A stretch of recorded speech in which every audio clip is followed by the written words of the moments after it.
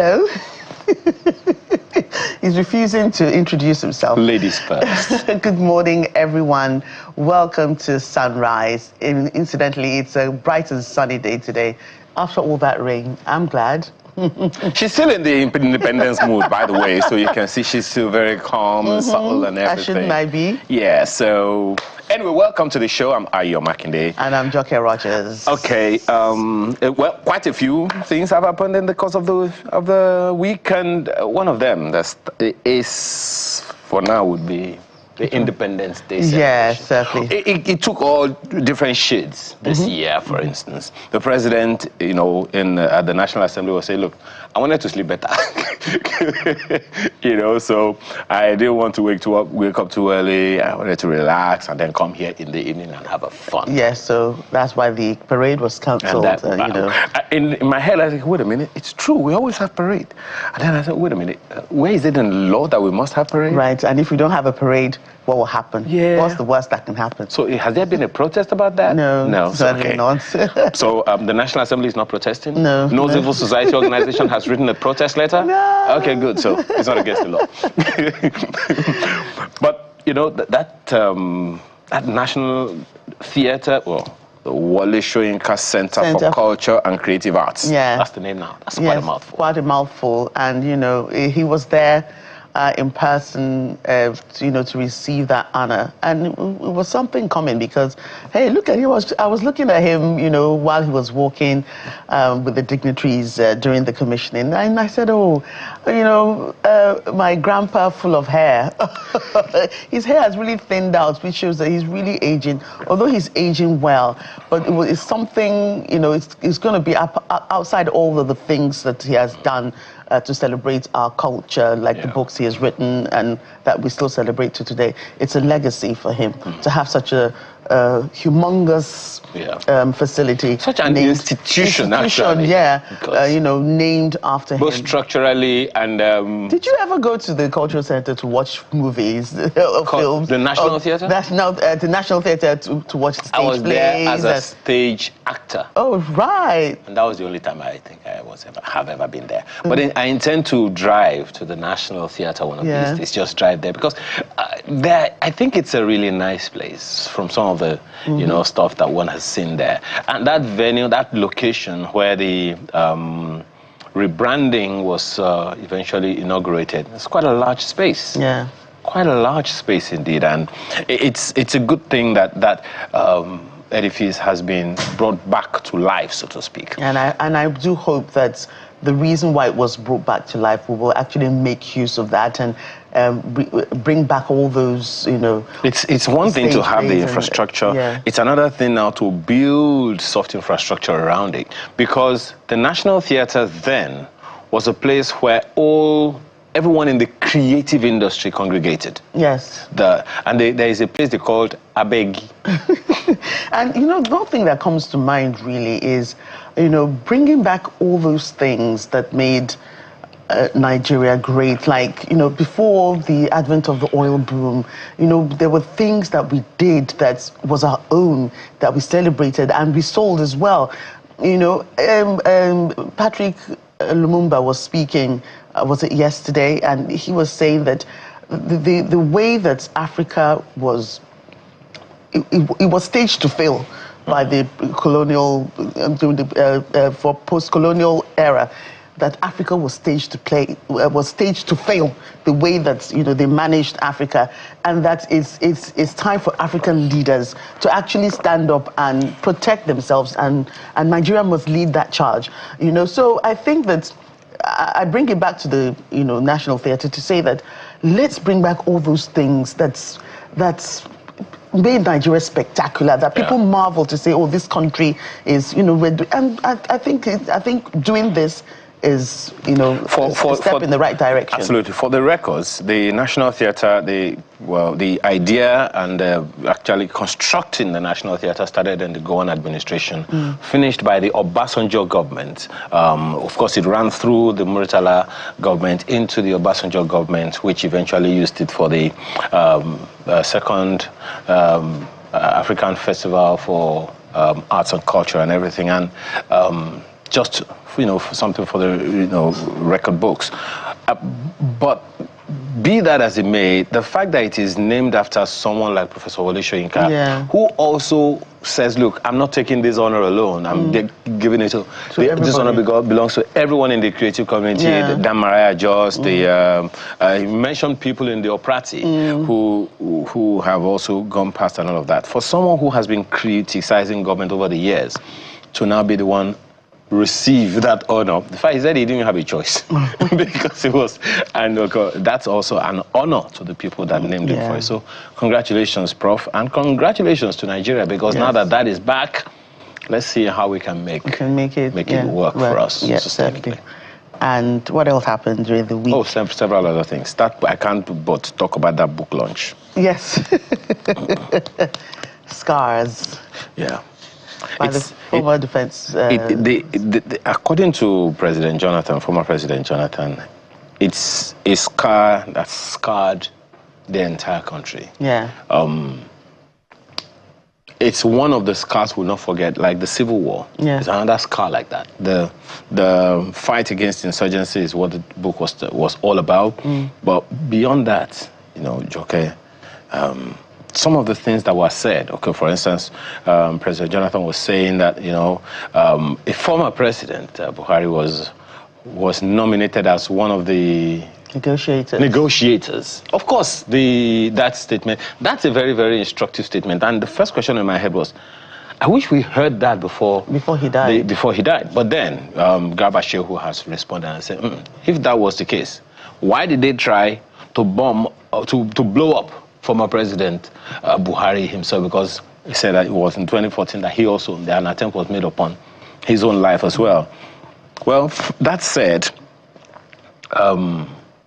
we need to there's a friend I was talking to once, Joke, and I was saying, we need to have a way, right, where we document Nigeria's history and have one narrative. Because if you go to the northern Nigeria, and you come to the southern part of Nigeria, you go to the eastern part of Nigeria, the main regions of that era, you will hear different tales. Different versions of the same story. Yes. Can we have a sit around the table and agree that this is the Nigerian story, so that the young people will have one single narrative? There are people who are still scarred, and we have not healed them. Yeah, but I think that also it was because different people have, different experiences, and once they start relating that, it starts, different stories come out, and I think that's why. So we could document, different perspectives to say, these are different people's experiences, and then we could have that this is from this person's eye, this is how they view this person. Some people lost families, lost loved ones, so we can't just have one. You should have one that's at least credible to up to like 60-70% of people. Yes. That we can say, this is the Nigerian story, this is what happened, this is how it happened and everything, so that people can own it. Otherwise, it is one of the reasons that history was taken out of the secondary school studying, for a while. Thankfully, that is back now. But we need to have one narrative. A good number of books have been written. Obasanjo has written. President Jonathan has written. A number of former President Buhari has written. Who else has written? Everyone else has written. So can we bring them all together and say, okay, this is the Nigerian story? I don't know. Right, and also, the Pengassin Dangote Buhaha, well, at some point during the week, they eventually finished up with their meeting, and Pengassin agreed to suspend its strike action, while Dangote also, I believe, agreed to suspend the sack of those over 800 workers, I think, or reabsorb them into the system. But Pengassin says, look at me. Oh, okay. I'm watching you. Anything to the contrary of these agreements will go back to our strike action. So let's hope that doesn't play out. And there were queues for a while. We couldn't. I queued. There were queues at the fuel stations for a while and all that. Even at schools, they were already asking, are we going to do Google Class because we don't have fuel to bring our children to school? There's one question I'm going to ask you, Joke. Is it over? Well, for now, I believe it should be. Are you sure? I should be, for now. Anyway, because there is no smoke without fire. So if there is a fire, let's find out why. Dangote is claiming sabotage. Pengasan is saying, show us the proof of the sabotage. If they bring the proof of the sabotage, if there is indeed proof, will we be able to stand? On whose side are we going to stand? Honestly, the elephants are fighting and the grass is suffering. We have to wind this bit up a bit. But then ASU too say, get ready. When Pengasan said, we're off our strike, there's an ultimatum from ASU. I wish we could all go. Demands are not... I wish we could all go on strike. Yes, and let's now see what will remain of Nigeria. Okay. What are we starting with? Yes, security, I believe. Police in combating banditry and insurgency. In other words, where is the police in combating banditry and insurgency? We'll find out. Okay. Then, when the president or the presidency announced the theme of the independence anniversary, they said, all hands on deck for a greater nation. Yes. So let's talk about sharing responsibilities in nation building. In nation building. And we also have focus on commercial trusts. Find out what that is about. And the Church of Jesus Christ of Latter-day Saints having a general conference. We're talking about that one. And of course, lifestyle, parenting, and resilience. How resilient should you be as a parent, teenagers? Yes, how resilient should the children you are raising be? Yes. So that they react to life with resilience and not with surrender. Okay. And the artist of the week is a human being. Human being. Yeah. So in the meantime, you see, I've been sipping my cocoa. Yeah. I don't know about you, but do yourself a favor. Grab your cup of cocoa. And if you prefer cocoa, it's okay. We'll be right back. I prefer coffee.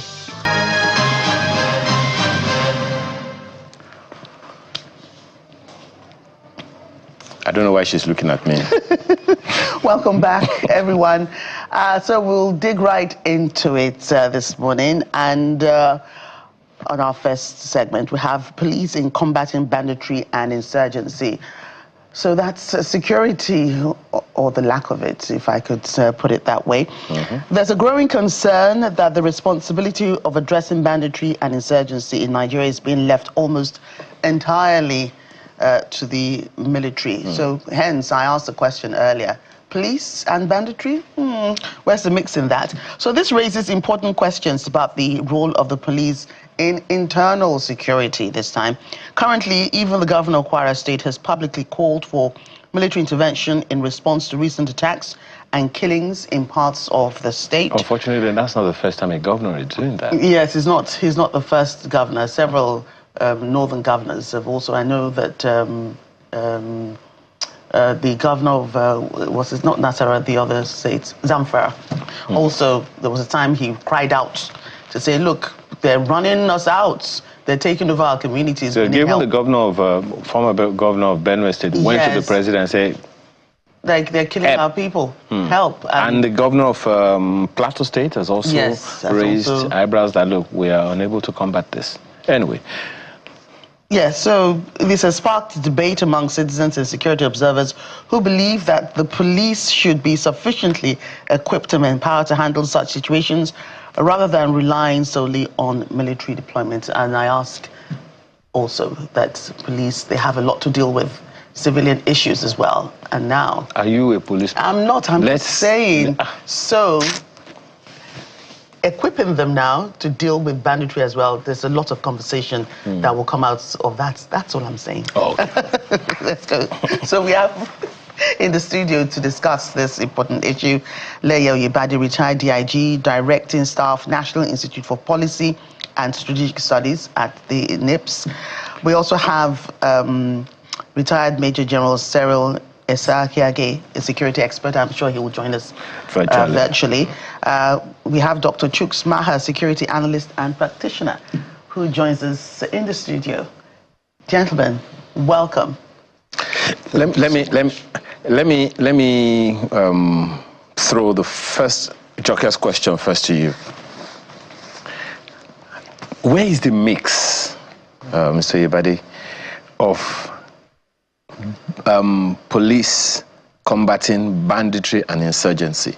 The way she puts it, police, banditry, insurgency, they don't mix. Is that correct?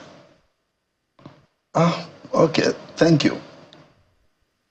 Police, in the first instance, in this country, we need to address what is even the police duties, their functions. How have they been prepared to address the issues? Before you even come to banditry and all of that, there are issues. There are minor issues that can be solved. I looked at those functions once, and correct me if I'm wrong. What I noticed was the first function of the police, Mr. Ibadi, is to prevent crime. Good. Prevention. Yeah, right. And let me take it up from there. To prevent crime, the police needs to be proactive, and they need to take it from that level to involve all that are necessary to get intelligence. And before they can do all of this, they need the public support, and they need capacity. They need the strength. They need all that it takes in terms of equipment to be able to address all these issues. So do they have all of this? That is the big question. Do they? Strategy, they don't. Let's start from how we even get to where we are. The cumulative neglect of the police is what has taken us to where we are. In every modern clime, police is the lead agency when it comes to internal security measures, including election. I was the one that was at the head of the election security management at election 2020 at Edo and Ondo, and we knew what we faced. Now, the capacity of the personnel is important. Have we prepared our police to take the roles of the lead agency, internal security?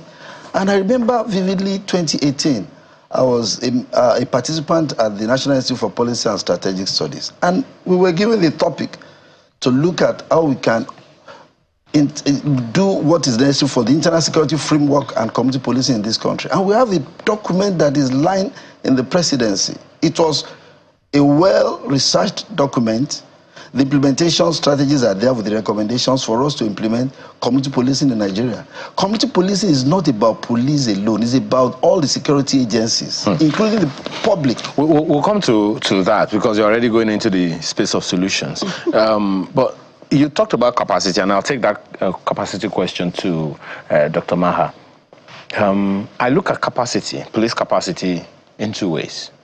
One, numerical. And two, Training. In these days of AI, we still have policemen chasing Yahoo boys, trying to check their phones. In fact, the latest one now is that policemen are more interested in chasing people who don't have permits, tinted permits, and all of those things. So I'm looking at that, the issue of capacity that he mentioned from those two perspectives. What are your thoughts? Yeah, first and foremost, the police is a true reflection of any society which you have. They didn't fall from heaven. They are no spirits. They are brothers and sisters from the community. We've been talking about this thing for 30 years. Yes, hold on, don't come down. You asked the question. Secondly, the police for today, I'm telling you, for free, have been misused and abused.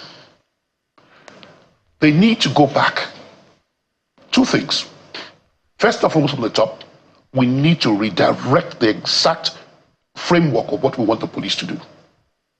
Like what the GIG said, they are the lead agency for internal security. But what kind of internal security are we referring to now? Thieves? Miscreants? Just minor hoodlums? And armed robbers that killed somebody. I'm coming to it now. And now you're bringing the mix into the mix now. You're shaking it up with something. Insurgencies, bandits coming in. Now, when that comes into the mix, into the equation now, it comes and it gives a different thing entirely. Which agency is in charge of threats into the country?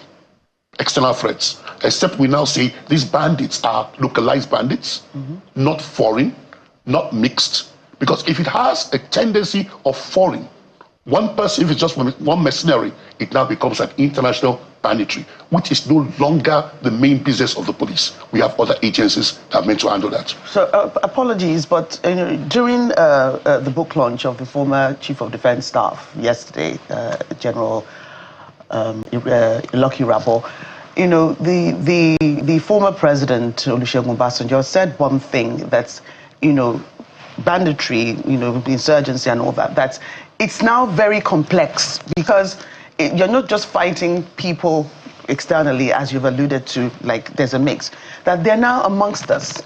So herein lies maybe part of why the police now is very important, to be able to work with the communities and root out those people. So, I mean... Good, you said it. Work with the communities. We know because these so-called insurgents are no spirits. They live with amongst us. The DIG mentioned something, community policing. We need to agree on something, and it has to stem from the top. What exactly do we need? I always say it. We play politics with security, the security of politics versus the politics of security. And if we need to address the issue of insecurity in this country, we need to come down, irrespective of political affiliations, religious affiliations, and come with a common purpose and a common goal, agreed by all, passed by legislation, agreed by the executive, to be stemmed out, where professionalism comes into being and orders are given to the police as lead I beg, Novex, you said something earlier, and I'd like you to explain it. You said the police have been misused or something. And abused, yes. And abused. Yes. How? Good. In Nigeria today, we're using the police for the wrong purposes. And I'll help you out. When you bring all the security agencies together, numerically, the police has the highest strength, numerically. But do you see them? When you need them, the answer is no. Well, they end up doing other things. I'll give you a good example now. In the police now, you have different wings of the police, or departments of the police. The one that should be attacking and attending to this issue of insurgency, which is the PMF, including the CTU, where do you find them? They are doing odd jobs, oddlies, escorting. Now, we don't have enough of that. Oddling and escorting who? Yes, are you asking me? Yeah, I'm asking. Okay, good. The so-called big men, politicians, captains of industries, banks, embassies, and all that. They have exhausted that supply, and the strength is very, very little left behind. So who is left? You need to now recruit more people to join the police. You need to train. No, let's think about it, Mr. Yebade. You may want to come in a bit here, because if you agree that what Dr. Maha is saying is correct, we're looking at, let's say National Assembly members, for instance. That's about 500 people. That's about 500 policemen, 500 to 600 policemen. To the National Assembly alone. As oddlies. As oddlies to them.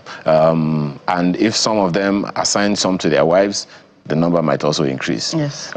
You're talking about those assigned to ministers. I'm not coming to the president and the governors. It's talking about the ones that go to the ministers. We have almost 50 ministers. That's about 100, because each one of them will have about 2. Yeah, they don't have that. You have the shadow ministers, junior minister. Yeah. And the junior ministers as well. That's about 100. Cumulative, that's almost 150. And then you have governors. That's about 36. No, 38. And then there are those private individuals too that make their let's deal with what's it called? There are 774 local government chairmen. And I'm not counting the LCDAs yet. No, I'm coming. We'll bring in we'll bring the general in. We'll bring the general in. Okay. So is that correct, Mr. Yebade? I exited the Nigerian police December 22, year 2020. I'll give you an example of what happened. That's 5 years ago. The NSAS saga was addressing the needs of the police. And I always ask people that want to listen, my own option is true or yes. And the answer is yes and true. We lost policemen severally. Nothing has been said about that. From 5 years that I've left the police, there have been retirements, and I know people must have been dismissed. So when you come with all these fictitious figures, I know for real that police don't have that luxury of posting that is being presented here now. Even to address the main issue, even traffic control now. So I'm not defending the action. No, just a second. I just want to confirm. But I'm telling you that police cannot. Okay. When you have issues, I was commissioner of police of a state. You have crime. You have heinous crime. Will you not use your police to combat crime than to post police to the driver or to the wife of somebody? We address all these things, and you see that all the time the IG comes up to withdraw them. Yes, sometimes the politicians request, but I am telling you that there's no sane policeman who is worth its salt that wants to succeed, and the fish rots from the head. You maximize what you have. While I was there, I was a DIG researcher, and we monitor. We have a search. And everyone that is caught operating wrongly has to face the consequences. No, but you haven't answered the question, Mr. Ibadi. I have answered it. Is it correct that sometimes policemen are assigned to ministers? If it is done wrongly, there's no perfect situation. That's what I'm saying. We have moles in the police. We have some people that will go backyard and get. Let me address it this way. Do you know that statutorily there are those that are entitled to this security? The Senate President and all of the leadership. They are entitled. If anything happens to the Senate President or the leadership of the police will be called to question. So what we should be addressing is those that are not entitled, that are getting the security operatives behind.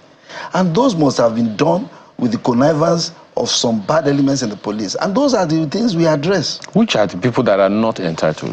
There are so many of them all over the place. Okay. Are ministers entitled? If you check, you will know who is entitled. The law is very specific about who is entitled. Okay. We just finished the crisis game at the National Institute for Policy and Strategic Studies. And the scenario we created there was to prepare synergy for all the security apparatus agencies to work together. In that scenario, a minister was kidnapped. And who is going to be addressing it? It is the police. So sometimes you do all of this proactively, just like I've said. But I think the main issue is, have we equipped the police? We're saying the same thing, Mr. Ibadi. We're saying exactly the same thing. We just want to be sure that even you talked about capacity, and we're trying to probe the human management, the capacity. I'm looking at who signs off on. No, let's talk about, if you are talking about the capacity. It's done wrongly. You are going to be talking about training the police. We're coming there, but then if you overwork the minimum number, there is going to be a problem. We'll come to you. I think you want to bring on the general. Yes, certainly. Retired Major General Cecil Esa Kaiwe, a security expert. He joins us from our Abuja studios this morning. You're welcome. Ma'am.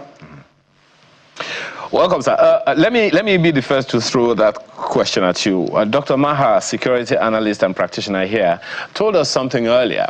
He was talking about the fact that all of our security personnel, both in the military and in the police, cumulatively, they're not even enough for the number that we need in the nation. It is speculated that Nigeria is over 200 million, and he's also cited, it's also been cited that the UN has a recommendation of about, say, 10% or thereabout of every population to be policemen. In other words, 1 to every 200 citizens. If that is correct, do you think we have enough cumulatively, military, police, and I'm talking about not just the army, but the military, the entire military apparatus. Do you think we have enough security personnel? Perfectly so. They are on the strength required, to do their jobs. Like the man said, is very correct. They are understaffed. The United Nations recommendation, as it stands today, is 1 per 450 persons. That's the citizen ratio to the police. I think Nigeria today we are talking about 1 to 700, and the police has just a figure of about 370,000. When you look at the population of Nigeria of about 200 and something million people, you can clearly understand that they are understaffed, and the strength required to be able to effectively police the nation, is not there. But again, even with that strength, that is, we are complaining that it's not enough. What about their deployment? Well, how do they use their personnel?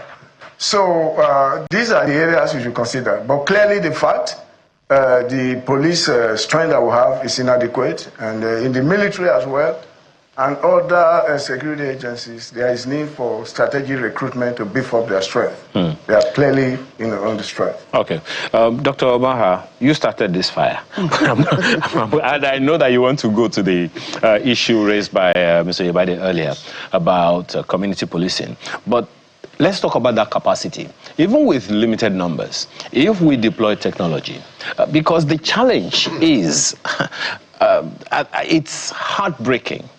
Every time in Kwara State, for instance, it will seem as if the state is under a siege. The governor of Plateau State has been crying forever. The governor, Otom, when he was in office in Benue State, was almost always crying his voice hoarse. Always. Thankfully, the governor of Borno State has been able to, I don't know what he's done, but we have a situation where some governors are having, what's that word they use now in Katsina State? Some kind of alliance with bandits. And I'm wondering, to protect communities. Is it a strategy to be considered? To me, my personal opinion, the answer is no. We can't have two governments in one country. Two people ruling a country at the same time. Whether you want to call it a shadow government or whatever it is, it's absolutely no. However, we need to come back to the drawing board. And what's the drawing board? I've said not once, not twice, all the governors should come together, speak in one voice. Security. Bring all the lead agencies together. In fact, all the agencies there together, their heads, departmental heads together, come together with the presidency, with the NSA, and come, maybe after a 3-day summit, this is what we want. And again, like what the DIG said, leadership comes from the top. The voice, his body language must be one. Not that speaking like a politician, I say this, my body language is saying that. Something totally in contrary, in total variance of what I'm saying. So the service chiefs now know that it's no longer tea time, it's action time. And this is what we want. And that's like what we've all agreed upon. The strength is low. We need to recruit in all the agencies. What if we deploy technology? You will have enough people to use that technology. That's another thing again. When we talk of technology, we all have individual technology. But let me give you a good example now.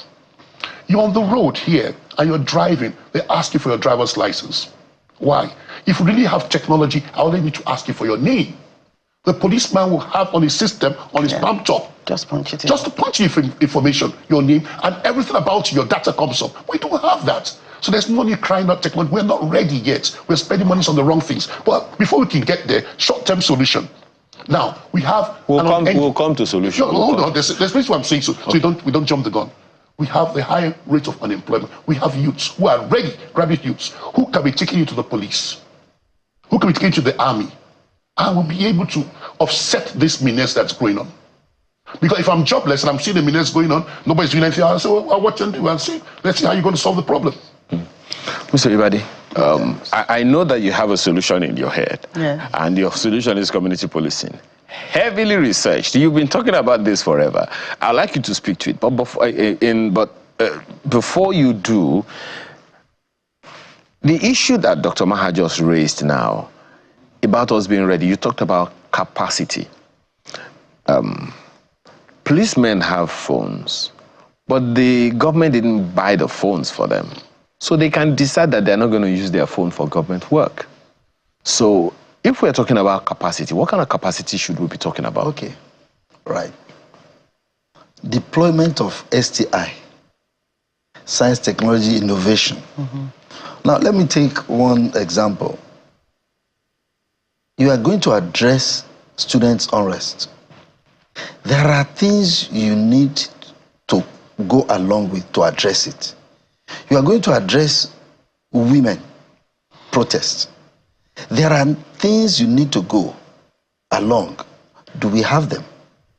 As I was coming in 1986, the government procured some vehicles, that water cannon for the police, and it was taken over. They said it was looking too military for the police to use.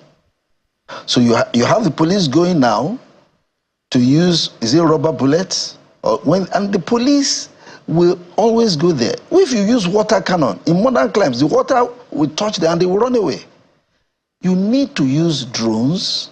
And let me talk about even what led to the breaking of the police. It was the excisement of the E-Department of the Nigeria Police. That was the powerhouse of the Nigeria Police. That was the intelligence network of the Nigeria Police.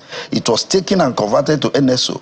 And from NSO, that was the end of the capacity. In those days, you see a vehicle with all the gadgets. You go to the scene of even crowd control. You don't need to do too much work.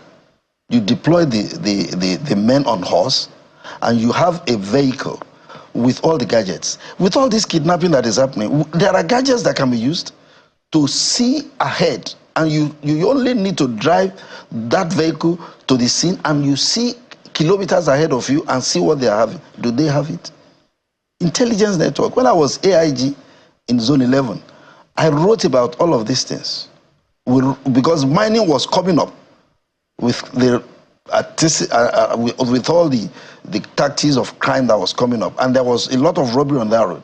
And by the time we deployed men, we found out that even some people along that road that were even the people that have no legs that were on the road, they were the one giving information to robbers. So you need intelligence network. Intelligence is the key, is the food of the police. And when the intelligence network is failed, and that was what led to SARS. I managed SARS for the whole southern west, and I knew what we faced. Lagos, Ogun, Oyo, Osun, Ondo, Ekiti. It was a success, but the leadership has no face. And I am now saying, let the police take over its rightful place in the internal security of this country. That is just it. And the report is there. For now, the military is overstretched, and that is not their statutory responsibility anyway.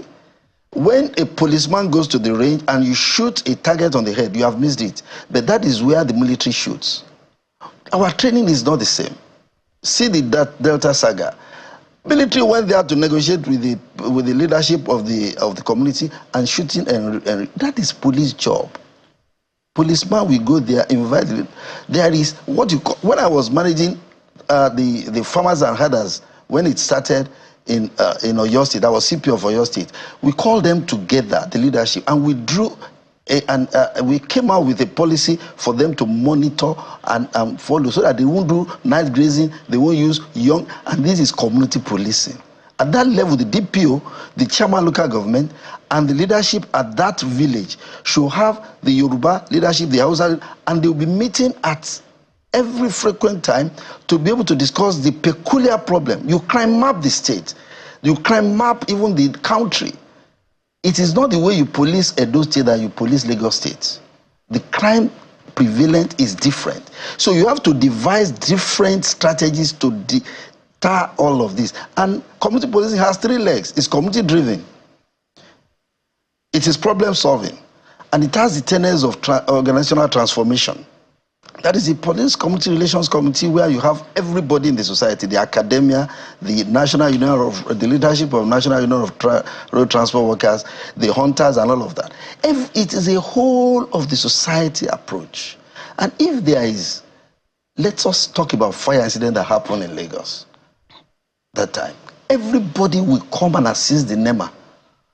If there is issue of something that somebody drowned, the marine police men will come, the Navy will come, everybody will work. So it's more, it's a lot of, so it's a very holistic. And okay. That is the paper that we have done. Okay, I'm very sure that General Sekago would like to respond to a thing or two that you raised, particularly the crime mapping that he talked about, and the fact that, and you also said the same thing in general, the fact that the two agencies, the military and the police, they are overstretched. Could it be because each person, one of them, is doing each other's jobs?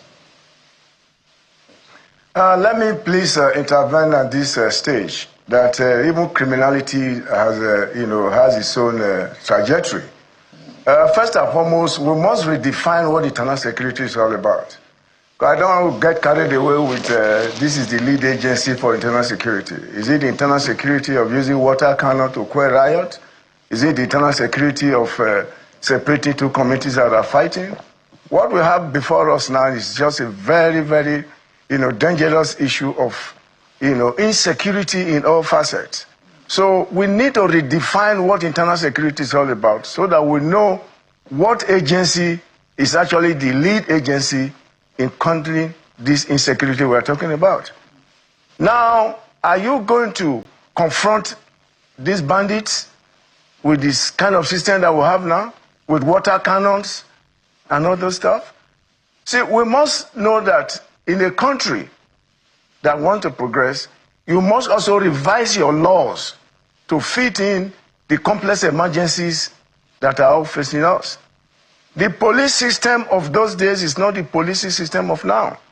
And it would be, an over-exaggeration to think that the current security situation we have now will be left in the hand of the police.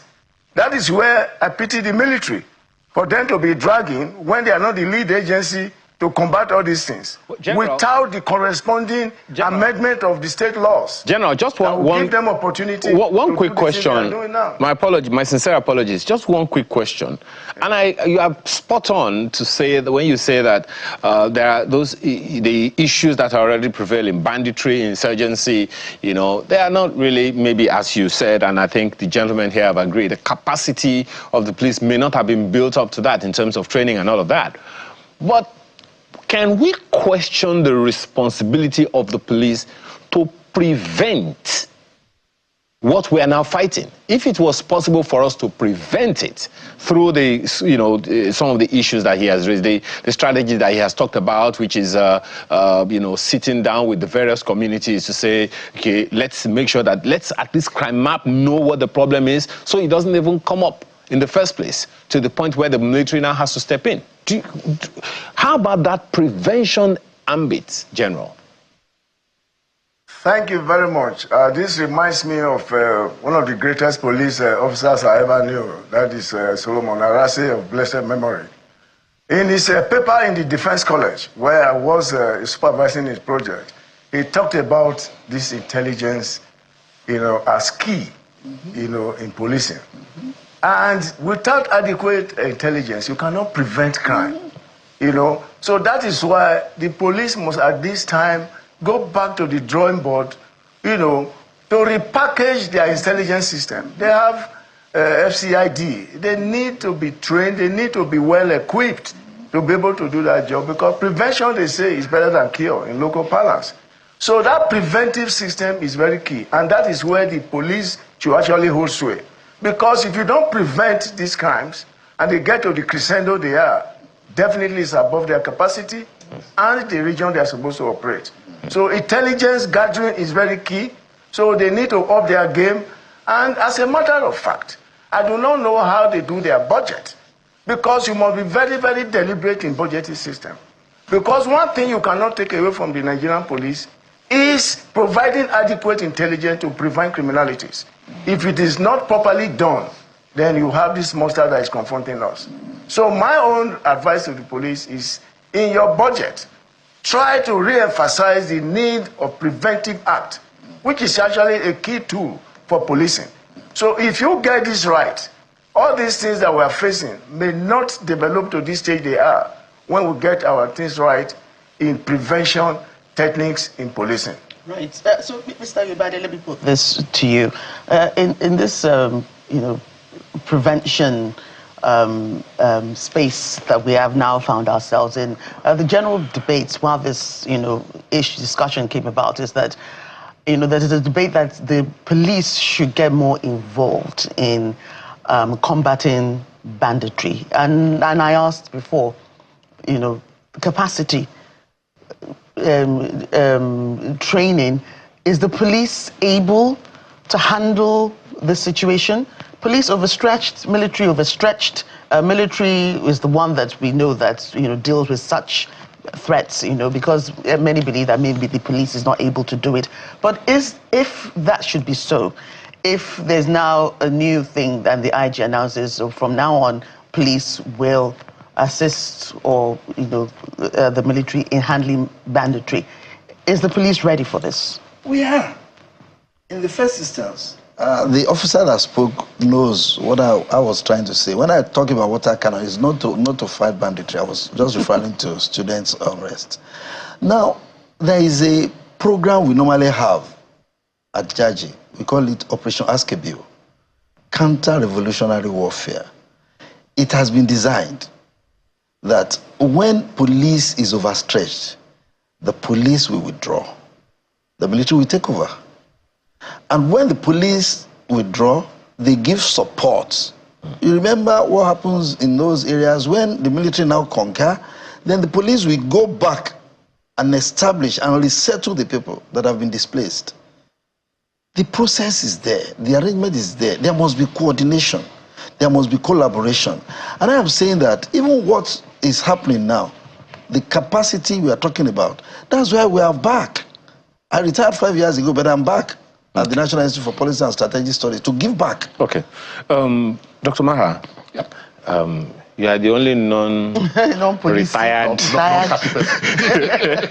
you know, and I know that you have listened to both of them, yes. both sides. It will seem like they have an agreement in some way. If we are to begin to look forward now, where should we be looking? Now, both of them have spoken very, very copiously about intelligence gathering, and that's a role, I would say, for the people. If you agree, yes. What would be our first step?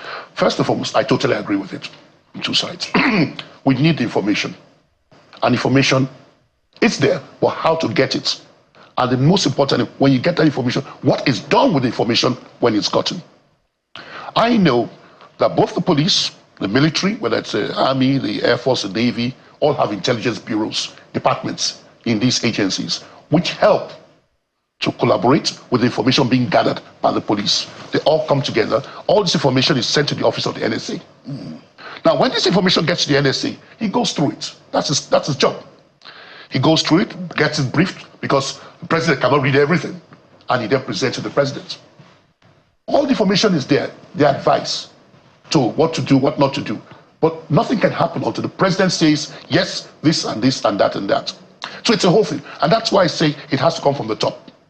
Information gathering is there. It's an ongoing process. But like what the general has said, the police should go in and spend more in terms of cultivation, harnessing its various sources of information, which is key. Like in those days in the 60s, most of the policemen you never saw them, recognized them. You only saw the Bobby who wears uniform with the khaki shorts, walking along the one we call the Olokma, carrying the stick. The rest were all wearing mufti, getting information. You go to the beer parlor, and even in the military, the same thing. From the TMI, you have people wearing mufti. You don't even know who they are. Some of them driving taxis, some hanging in the beer parlors, some nightclubs, all gathering information. But the essential thing is what is done with information.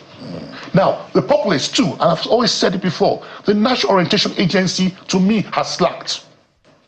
They need to sit up to garner, the public to say, look, when you see something, you do something, we can do something, you say something. But they should go further than that. Go to schools, primary, secondary, tertiary institutions, marketplaces, motor parks, to tell people, because people see these things. But, Mr. Dr. Maha, trust.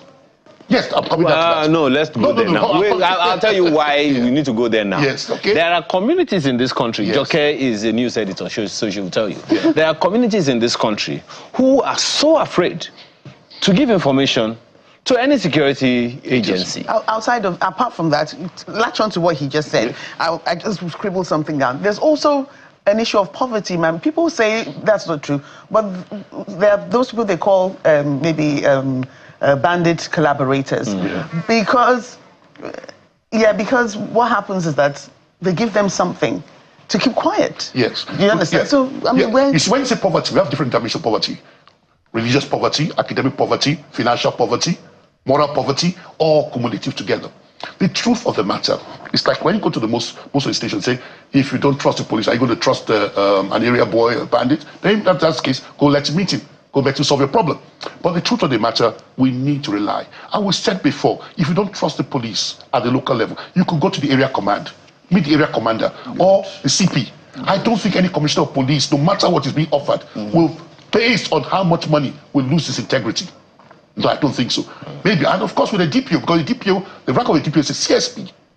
So, except if it was criminal born, and that's it. But you don't go and drop with a sergeant or a corporal. No, that information should be given to the head there. And if you don't want to use the police, you can go to the office of the DSS. Every local government has a DSS office, or at the state level, go and meet the director there. Then you also have the military barracks. Go there and meet the commanding officer. How open? You can walk into any barracks, and when you get down there, say you want to see the commanding officer, they will ask you what for. You say you have some information you want to see until I see him. You will not hear something like advanced to be recognized. No, maybe I should take that. No. Take that to the general. You see, everything is changing now. Yeah. General, I don't know, please forgive me. I'm just a bloody civilian. That's the language that we grew up with. But you also, I would like you to speak to that issue of trust. Because we need to buy back that trust. There is a label in people's minds about anything government or any uniformed official because of the experiences that people have had over the years. How do we buy back that trust so that people can begin to rely more on the security apparatus of government? There's no saying the fact that there's trust deficit in the whole spectrum. The only thing you can win trust back is discharging your responsibilities in accordance with the law without fear of favor. Well, I can tell you, the main problem we have is what they call economic determinism. Most of the things that we do now, because of poverty, because of hunger, because of unemployment, people are beginning, to lose trust even in the system.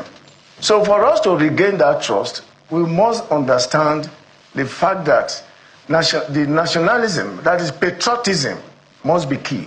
So that is the reason why we must introduce what they call, a reorientation of our psyche, institutional reforms.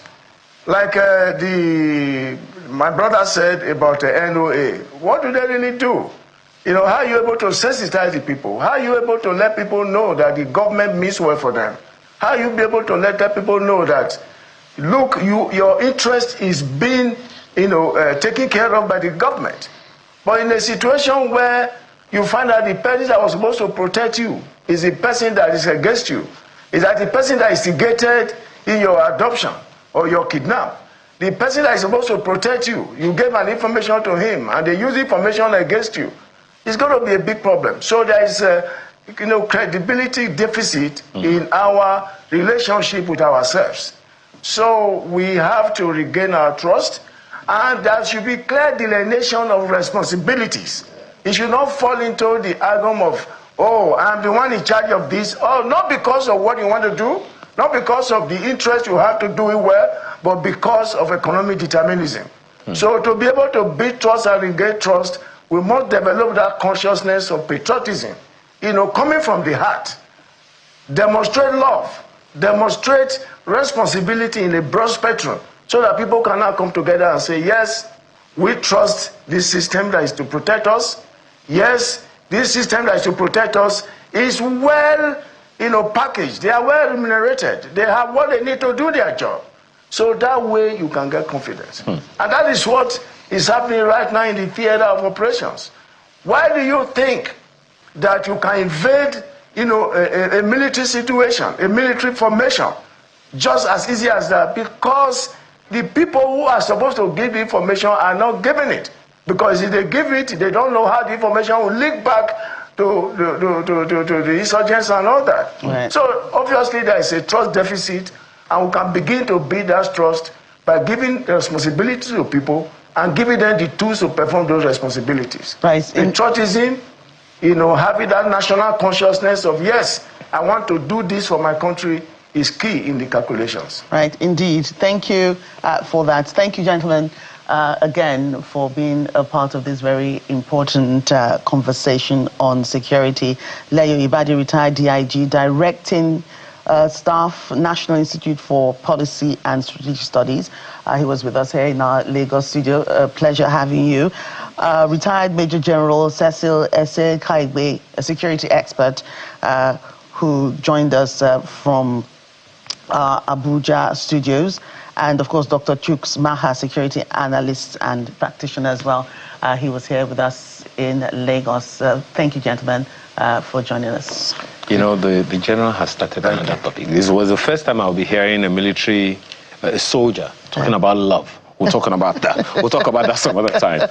Well, when we return, we'll be talking about what your responsibility is in building this nation to what it's supposed to be. In the meantime, if you still have your cup of cocoa, I still got mine.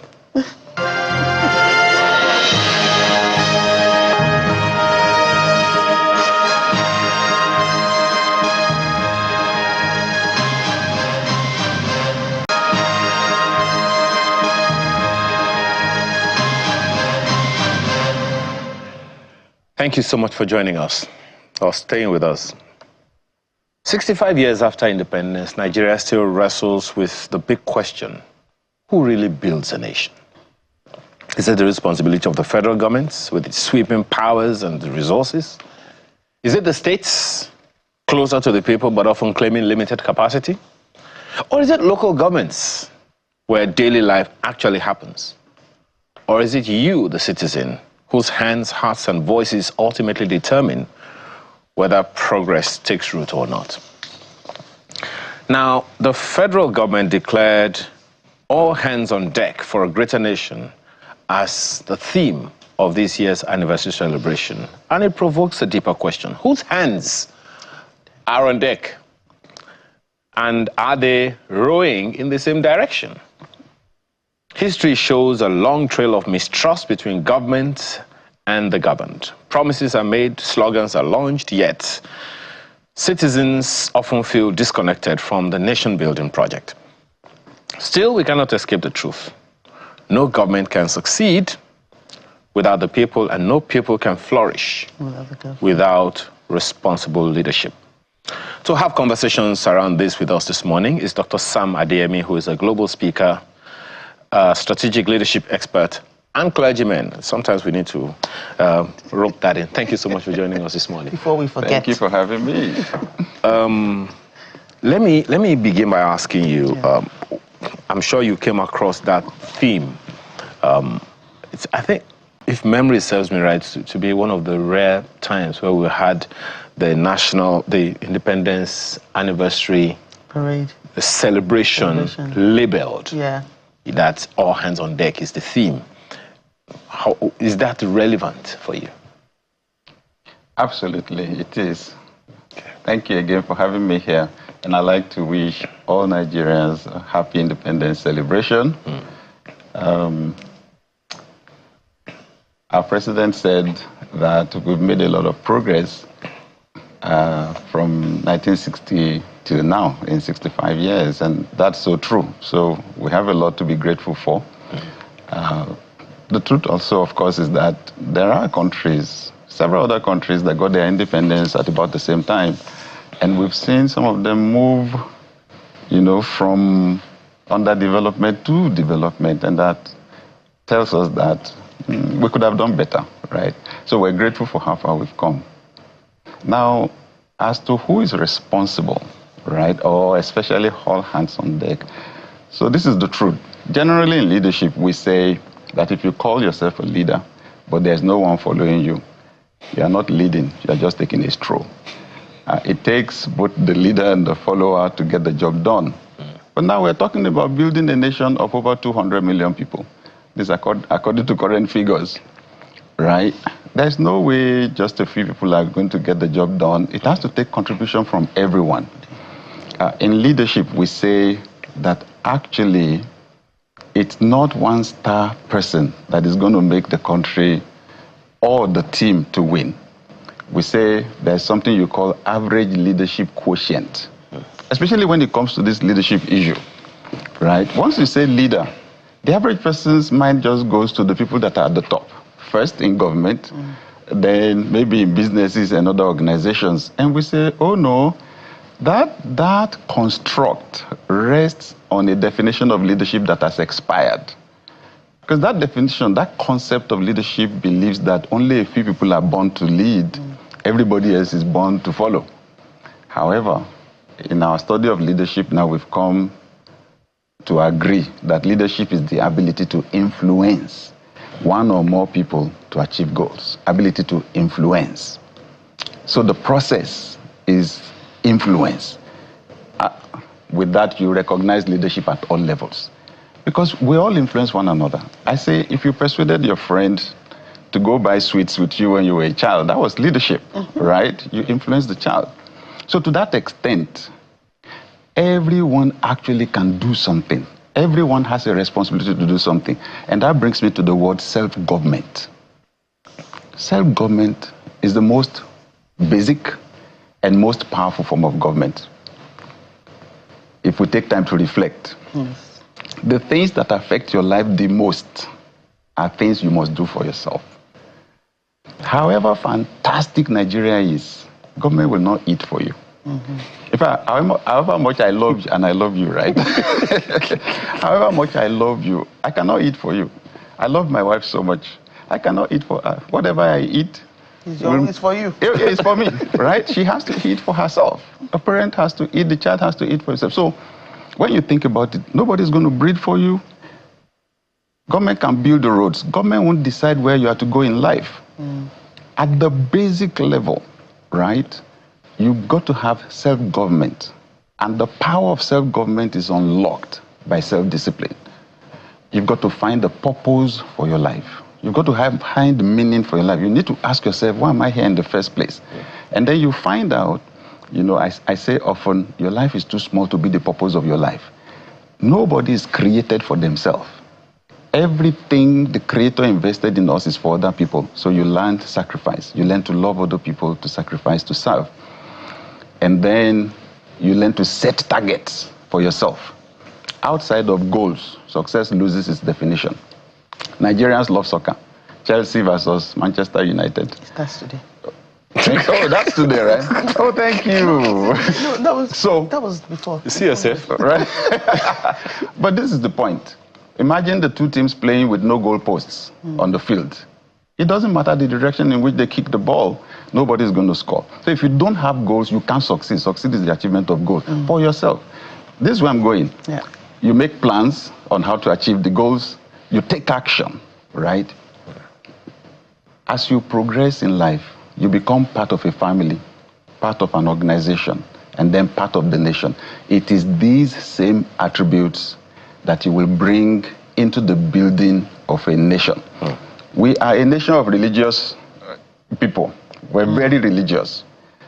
That has its huge advantage, but I think it also has its huge disadvantage because we want to ask God to be doing things we should do. We'll come to that, but I was going to ask you what self-government has got to do with nation building, and I think you already stated it, but I would like you to expatiate a little further. Right. Because there are those who would question the fact that, wait a minute, all the people who are in government today, or at least a good number of the people who are in government today, benefited one way or the other from certain things that governments, when they were growing up, provided. For instance, those who grew up in the 70s into the 80s, particularly in the Southwest, they would talk about free education.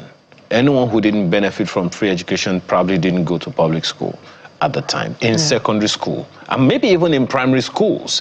They provided books for them, and they provided, classrooms and everything that they needed to get the stuff done. Textbooks and notebooks. I remember because I went to a public school in Oyo State under the Bolagi government at the time. So if they benefited those things, how come we're not seeing the same things today? If some of them found themselves in governments today, how come it is difficult for them to reciprocate the things that they did, they benefited for those who are not going through the same thing today? Thank you. It's our collective failure. Does that mean that those people didn't have self-government? They failed at some point, right? However, they were responding to the environment, changes in the environment. So the more government investment in social infrastructure went down, the more the individual had to fight for themselves. Some years back, I was reading a news report and something caught my attention. 4 ex-chiefs of air staff in Nigeria were in court at the same time, taken to court by the EFCC for corruption. 4 at the same time. For me, that's a systemic problem. That's gone from being an individual thing. All 4 were accused of the same thing. They were taking money from the funds allocated to the Nigerian Air Force. So it's easy to read the news or listen to the news or read the newspaper and criticize. But why don't we ask ourselves why? What is their salary? Can the salary of the chief of air staff build a house? For someone that is at the zenith of his or her profession, can the person pay the school fees of 4 children, 3 or 4 children at the same time in the university from that salary? It's no. So the whole system is built on deception. It's a lie. It's not going to work. The instinct for survival is the strongest in man. I'll tell you the difference. In other parts of the world where people are not that desperate to fight for themselves, right? There's provision. There's social welfare. I was discussing with a friend from the UK, and he said, you know, I have no fear about what will happen to my children if I were to die today. He said, because education is free till they finish A-levels, and I know it is high-quality education. I know there are student loans that they can get to go through university. I know when they finish university, the odds or the probability of them getting a job is very high, or getting jobs is very high, so they'll be okay. In the event that they don't have jobs, the British government pays a stipend every week to every legal resident or citizen that is unemployed. So what should I steal money for? Why do I need to be desperate? The Nigerian has no equivalent, especially the person that is rising into leadership. The person may be a director in a government agency or so. Level 16, level 17, they cannot meet basic needs. You have the police officer that you gave a gun, but his pay cannot sustain a family. So I'm just saying, I'm not giving excuses for their failure. I'm just saying it's our collective failure that we created an environment that makes one that desperate. And that's why you notice in waves, we've had people just ship out of the country, people who could not take it, who have aspirations and who don't want to do what is illegitimate. They just ship out to better environments. You know, when you said that the policeman was given a gun, and but his salary, you know, is not even enough. I'm wondering how much is the salary compared to the cost of the gun that he's carrying. Anyway, let me not even go there.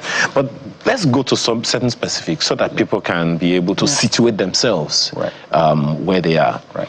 You've been a pastor for a long time, and even though now you are more in the strategic business, strategic leadership space, I'd like you to speak specifically, because you mentioned religious leaders the other time, and that's one of the reasons I'm going there.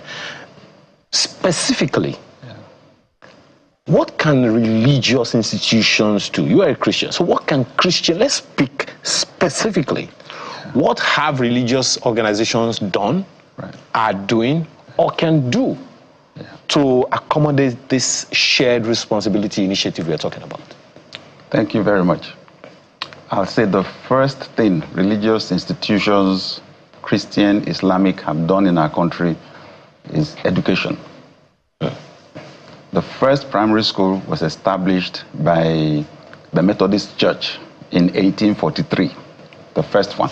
The first secondary school by the Anglican Church, the CMS Grammar School, right, in 1852. And missionary organizations ran schools till about 1882, before the colonial government even got involved, the British colonial government, and then they now made a decree and then started funding schools. So religious institutions have been at the forefront of education. Now that's huge. That's big. You know why? So we're saying it's the collective contribution of all of us that really determines the progress of the country. The person you say is senator or governor or president is an individual that did not drop from heaven. The person came from somewhere. And it is what the person has that the person will give. That's why I said self-government is the starting point. And that's where education comes in. What we learn, we call it information. I play on English words. Sometimes I break them up to understand them. Yeah. So when I look at information, what do I see? I see in and formation. In and whatever goes in there. I actually just wrote a whole book on that. Shifts. Whatever you see and hear consistently over time will enter your heart. Now that's what you go to do in school. 6 years primary, another 6 years secondary, and so on. All you're doing is absorbing. So for the fact that religious institutions have been involved in education, you have thousands of schools in Nigeria today that were established by churches, Methodist, Anglican, Baptist, Catholic, Redeemed Christian Church of God, Living Faith, and so many others, right? Education is one. Healthcare is there. Those are the things that put people in positions where they're desperate. Churches have been involved in building hospitals and so on. Then you have social welfare and poverty alleviation. I wish we could put figures to it. Honestly, one of the 5 pillars of the Islamic faith is the zakat, the giving of alms. So there's actually a zakat system, right, in Islam, where the person who has must give to the person who doesn't have. And then you even have the Islamic banking system where people can access funds without being charged interest, right? Oppressive interest. On the other hand, on the church side, I pastor a church. What we spend in buying food for church members now is 5 times what we spent 5 years ago because of the inflation, right? Churches do that all across. Churches establish orphanages and so on. Given the fact that churches have been involved in education, they've helped in the development of political and economic elite. Because it's actually the people the church, the schools produced that fought for our independence in the first place, because they became enlightened and so on. So the contributions have been massive, and the contributions continue. I think the big question now is, where do we go from here? What role should religious institutions play? That brings me to the issue of leadership. It's huge, because literally, religious institutions shape people. And we're saying it is those people that contribute to the development of the country. This collective behavior, we call it culture. At the individual level, we call it habit. Education, religion, all of them, they help in the shaping of your habits. Then with that, we have culture. Once something is habit or culture, it's very difficult to change. It takes time to build it, and it takes time to reconstruct it. That's where we are now. The leadership problem that we have, the collective challenges we have, has entered the realm of culture.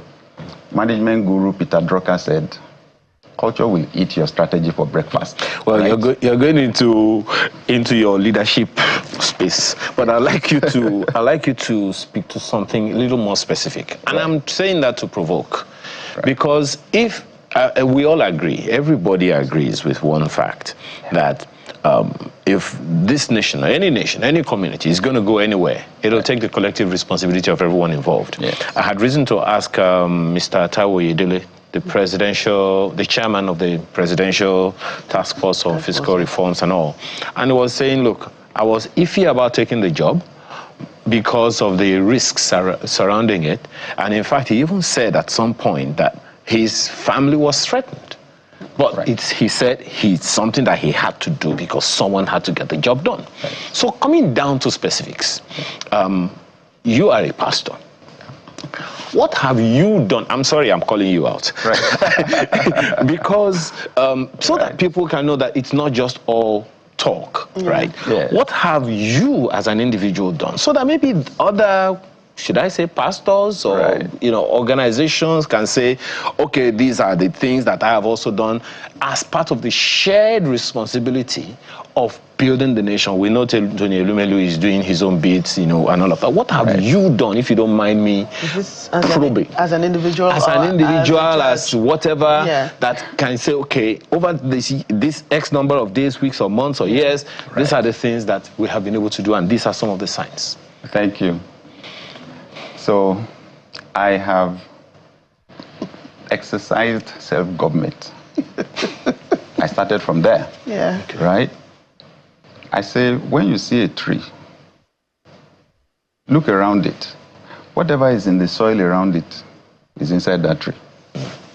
The tree did not draw from heaven. It pulled on the resources in the environment, right? The water, the magnesium, the calcium, the phosphorus, everything in the soil is what it used to build itself. You cannot divorce yourself from your environment. So I want the average Nigerian to know you already have a deficit. And that's why I'm talking about culture. There's already a cultural deficit, right? In terms of values, okay? In terms of your thinking, the quality of your mindset. You must take personal responsibility for shaping yourself, for becoming a world-class person, right? Because that's what you're going to take into your family, the organization, the community, and wherever. And that's where the church comes in. Why I'm concerned about the cultural thing is, as powerful as religion is one of those institutions that shape culture. In fact, they say it's the institution that has shaped values the most in our world. Fine. However, culture is also so powerful, it can culture religion. So when I look at what I do as a pastor, I look at other pastors, religious leaders, I listen, I'm concerned. Because I see the culture filtering into how we practice our religion. I'll give you an example. The average, what do we use leadership to do from our discussion? The Air Force, the chiefs of airs, you use it to take care of yourself, right? That runs completely contrary to the essence of leadership in the first place, because the essence of leadership is service. So Jesus Christ, who founded the Christian faith, said in Mark chapter 10, you know that among the Gentiles, the people who don't believe in God, their rulers dominate them. They rule over them. He said, but among you, it shall not be so. It must not be like that. Whoever wants to be the leader among you must be the servant, right? So I don't see a lot of that. So sometimes I see pastors that behave like kings, right? Like they're superior to the people they are leading. That's the culture. So I have to challenge myself, right, to go the other way. So in our church, one day I made the announcement, because I found out in our culture, it's the person that demonstrates power that people respect, right? When you show up with, okay, let's say you're not even a pastor, but you show up with 2 or 3 or 4 mobile police officers, we call them Mopo, with guns, and you are hearing the sound of the boot, and everybody is doing, move. Our people tend to have respect for such a person. And the thing was creeping into the church. I then said to our members, after I discussed with the people on our protocol team, don't push me. Don't push anybody because of me. And it seemed like they were not getting it. Then I spoke to the congregation. I have discussed with our protocol officers that they must not push any of you because of me. Especially as our church is growing now. I know it makes people feel that I'm a powerful person. I said, I've told them, it is not because I am special that you are here. It is because you are special. Yes, that's why I am here. Yeah. I'm here to serve you. The fact that we stand on this stage does not make us superior to you. In terms of intrinsic value, God put the same value in every human being. To be honest, they were not clapping or cheering. They were stunned, right? Because these are Africans. We've been socialized, conditioned from childhood to respect the oppressor. In secondary school, when I was in year 1, the year 2 guys wanted to make my life hell, sending me on errands and punishing me and so on, just because they were 1 year ahead of me in school, right? So we've been developed like that. So this is reorientation. So I'm saying that as a pastor, this is the first thing I've done, to change my own mindset, to train myself, to educate myself. I think that's where self-government starts from. Yes. I've then challenged. So in our church, We then built schools. Apart from the fact that we have a primary school, we're planning to start the secondary arm next year. We started a school called the Daystar Skill Acquisition Program. We teach 15 or 16 different skills, from fashion designing to website designing, content creation, and so on, just so that school students and even university graduates who are carrying certificates around but don't have skills to add value can add value. It's amazing. Is this open to all? It is. It's actually even free. They just buy the materials that they use. Wow. 23 years ago, I founded Daystar Leadership Academy, a leadership school. We teach management and leadership, right? It's world class for change, for small change, because it's a church, right? Because I looked at it. The Pareto principle says it is 20% of the people that control the remaining 80% in the society. I saw that in our society, maybe it's 1% or 3% that control 97% of the resources and so on. I wanted to expand that top space, right? Over 55,000 people have come through that leadership school. When I talk to employers, they tell me their best hands are the products of our school. We have what we call the Daystar Business Academy, for example, DBA. Some 23, 24 years ago, when I researched, we asked our leadership team, who are the people that live 5 kilometers radius from our church? What are their needs? Poverty came number one. Of course, it's Nigeria, it's Africa. Then we asked ourselves, how are we solving the poverty problem? And I found out the only thing I had taught on finances was that people should give money. I said, this is not going to work. Giving is valid, right? It's a valid principle, generosity and so on. I said, but how do people give what they don't have? I made it my prayer point. I went into the Bible to research. I saw entrepreneurship. I saw business.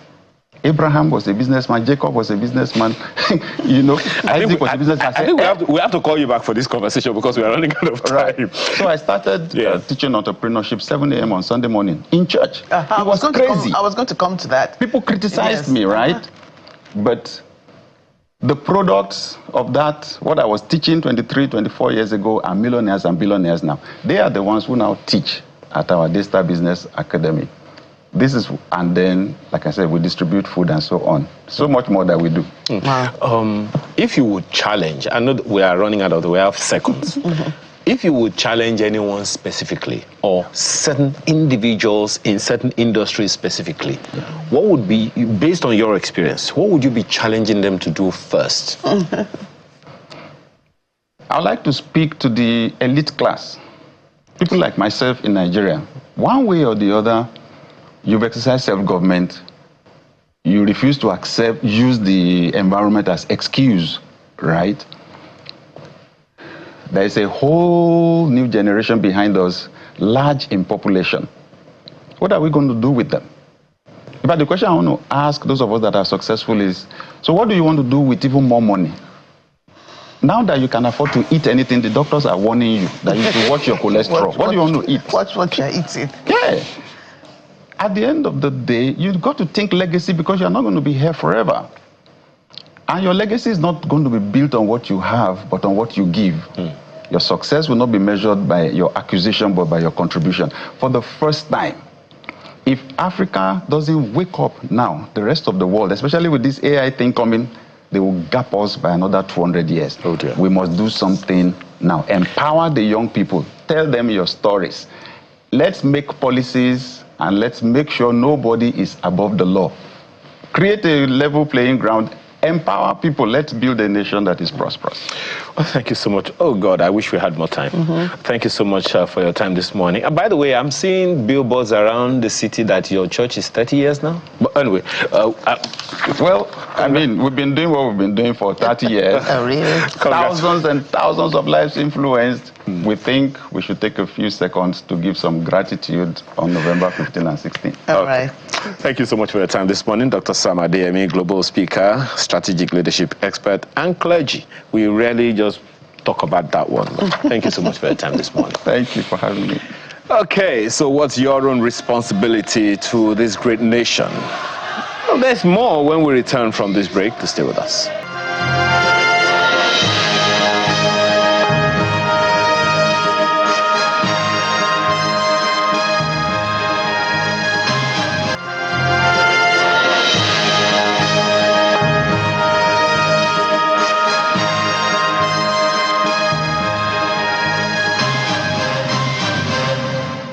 Welcome back. Focus on commercial trust. You may ask, what is that? When people hear trust, they often think of something old or reserved only for wealthy families, but trust has evolved, I must say. There are now powerful tools in modern commerce, business financing, and of course, partnerships. One fast-growing area is commercial trusts, which protect assets, manage obligations, and ensure transparency in business. Please, it's not the kind of trust that we said. No, not that kind of not trust. That one. Nigeria You'll leadership. find out more now. Also, today we're joined by experts from First Trustees, Nigeria's leading trust service provider, to unpack what they are, what they matter, why they matter, and how businesses can leverage on them. You can see Babatunde Adewolu, head corporate trust, First Trustees, joins us in the studio to discuss this. So, thank you for joining us. Thank you very much for having me. Thank you very much. In the studio. So, to begin with, what exactly are commercial trusts? To try and unpack that and demystify what it is. All right. So, commercial trusts are really, they are a type of trust. And they are, you can describe them by reference to the more popular context in which trusts are discussed, which is private trust. When you talk about inheritance, estate planning, wealth management, and all sorts of provisioning for minors, where, you plan for, you put assets in a trust for the benefit of beneficiaries.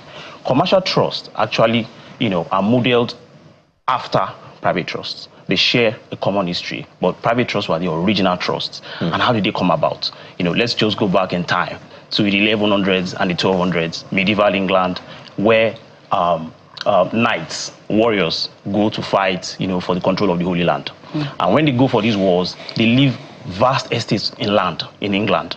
Now, the odds are that as a warrior, you may or may not come back, all right? So you have to provision for your minors, for your dependents, while you are away, fighting for the king. In case you don't come back. In case you don't come back. Now, at that time, there's a limitation to how women could hold, property culturally, right? And also, children can't control assets. So these warriors have to rely on their kith and kin to control the landed asset that they've left back in England. And the risks are that those people can take them abuse the trust, and use the assets for themselves. So the court of England, began to declare trusts, something that they hitherto did not do, right? To say if legal interest in a thing vests in one person, right, the benefit of that thing can actually vest in another. So even though you are a minor, even though you are a woman, you are the beneficiary of the person that has gone to war. That person who has control and legal interest in that asset is duty bound, has a fiduciary duty to use that asset for the dependents. All right. So the court began to declare, trust. And then the idea just came. So people, whether or not they are going to war, just declare trust, put an asset in trust, and legal ownership or control of that asset resided in the trustee, but the benefit of it resides in the beneficiaries, and it's perfectly enforceable in law. Now, let's come back to the modern commerce. In modern commerce, I say, it is my view that commercial trust is the invisible backbone of modern commerce. If you take transactions such as, and sometimes we invest in these things, we don't even know that they run on the template of commercial trust. Mutual funds, otherwise known as collective investment schemes, right? They run on the template of commercial trust. The asset in mutual funds is held by the trustee for the benefit of beneficiaries, investors like you and I, all right? REITs, real estate investment trust, they run on the template of commercial trust, which is that the asset is in the trustee, but for the benefit of the beneficiaries. And the trustee has fiduciary duty to ensure transparency, accountability, to make sure that the beneficiaries of the assets, get what they deserve, right? Now, in modern times, if you look at even asset-backed securities in the United States, it's a very huge market in billions of dollars. Corporate bonds that are issued by corporates. If you have ever invested in any corporate bond in Nigeria, there's a trustee at the roots of that transaction, looking out for the interests of bondholders or investors, right? So regulators use these structures to ensure transparency, accountability in these transactions. Otherwise, we will not be able to bring those transactions to market.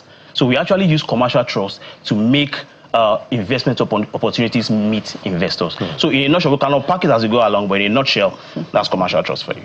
So, That's what your organization also deals in, or is one of your offerings? It's one of our offerings. Okay. Yeah, so we do private trusts, and then we offer commercial trust services. Okay, so our conversation today is based on commercial trusts. It's commercial trusts. Okay, so are there some, maybe practical examples? Yes. Of maybe from corporates to SMEs about how they can leverage commercial trusts, yes. For financing, for infrastructure. Yes, absolutely. So for corporates, right? I didn't mention when I spoke earlier corporate bonds. Okay, I did mention corporate bonds, right? When corporates come to the market to issue to raise capital from the capital market, they use the structure of trust, right, to raise capital from the market to say, okay, we are going to raise money from the public, and when we do, there's going to be a trustee, right, who's going to use this trust structure to hold the assets, right, and to basically protect the interest of investors. If you don't have that structure, investors will not invest in because having that trustee on ground, especially if it's a tested, trusted trustee, then investors will be comfortable. Regulators will approve your transaction because you have a tested and trusted trustee who is competent, to protect the interest of investors. So that's one practical example. Another practical example for maybe much smaller companies is something you call an escrow, right? An escrow arrangement, where I'll cite an example of a live transaction that we have, where there is a party that wants to buy maybe an asset.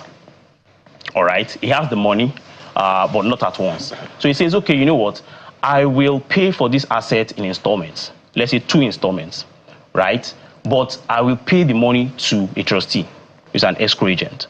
I'll pay the money to the trustee. The trustee holds that fund, right? When I have the balance, I then pay you I pay the balance to the trustee, and then after that, the trustee can then release the asset to me. All the while, the title document to the asset will be with the trustee. So you see that control, right, is with the trustee. The funds are with the trustee, and both parties are able to deal this because they don't have to trust each other. They can trust the trustee, the brand, to say, okay, the funds is with first trustees, fine. I've paid the first installment. I'm bringing the second installment by end of June, right? The title document is with the trustee. If I don't pay, first trustees will give me back the initial deposit, right?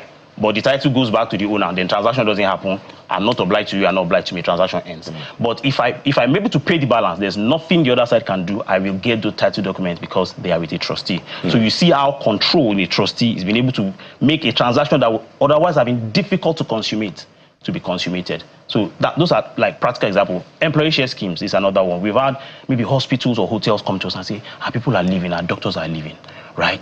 We want to encourage them to stay, but we can't match some salaries. But we are growing, we'll get there. I say, okay, you know what? Set up an employee share scheme.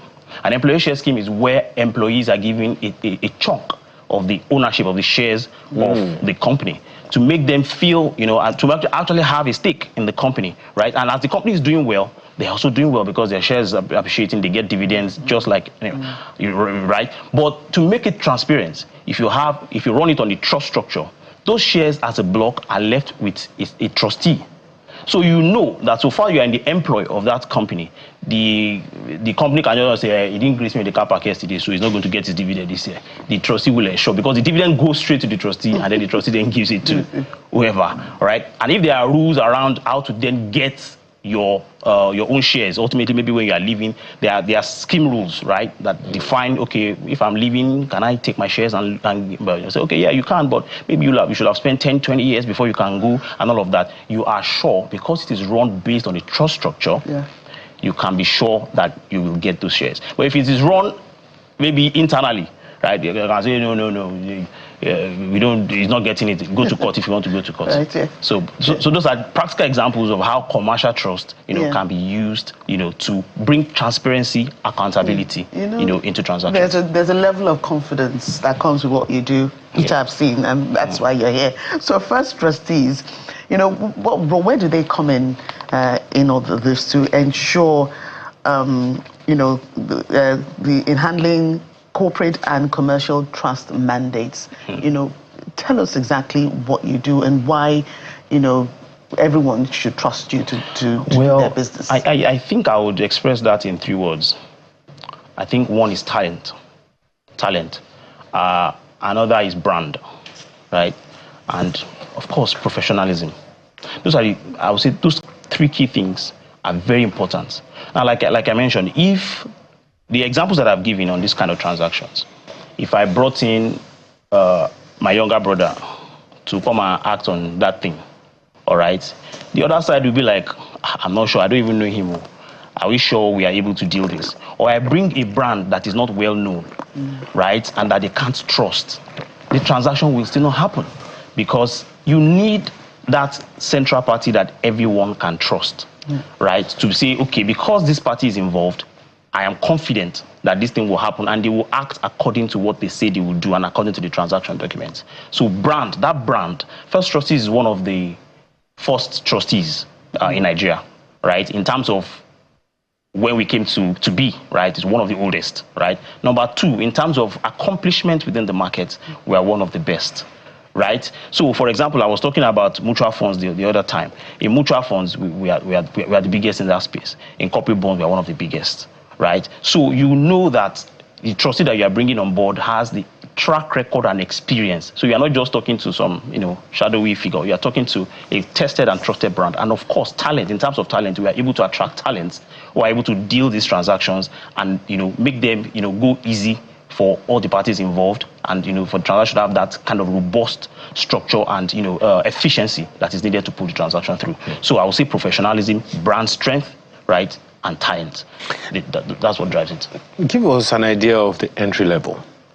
Okay. For someone watching you right now and is curious about maybe exploring the what Joke calls the confidence that you are exhuming. Yes.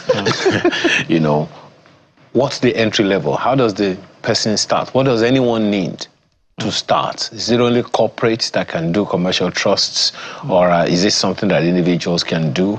If it's just corporates, is it only SMEs or blue chips? Okay, so I think the blue chips they are far ahead in the game, right?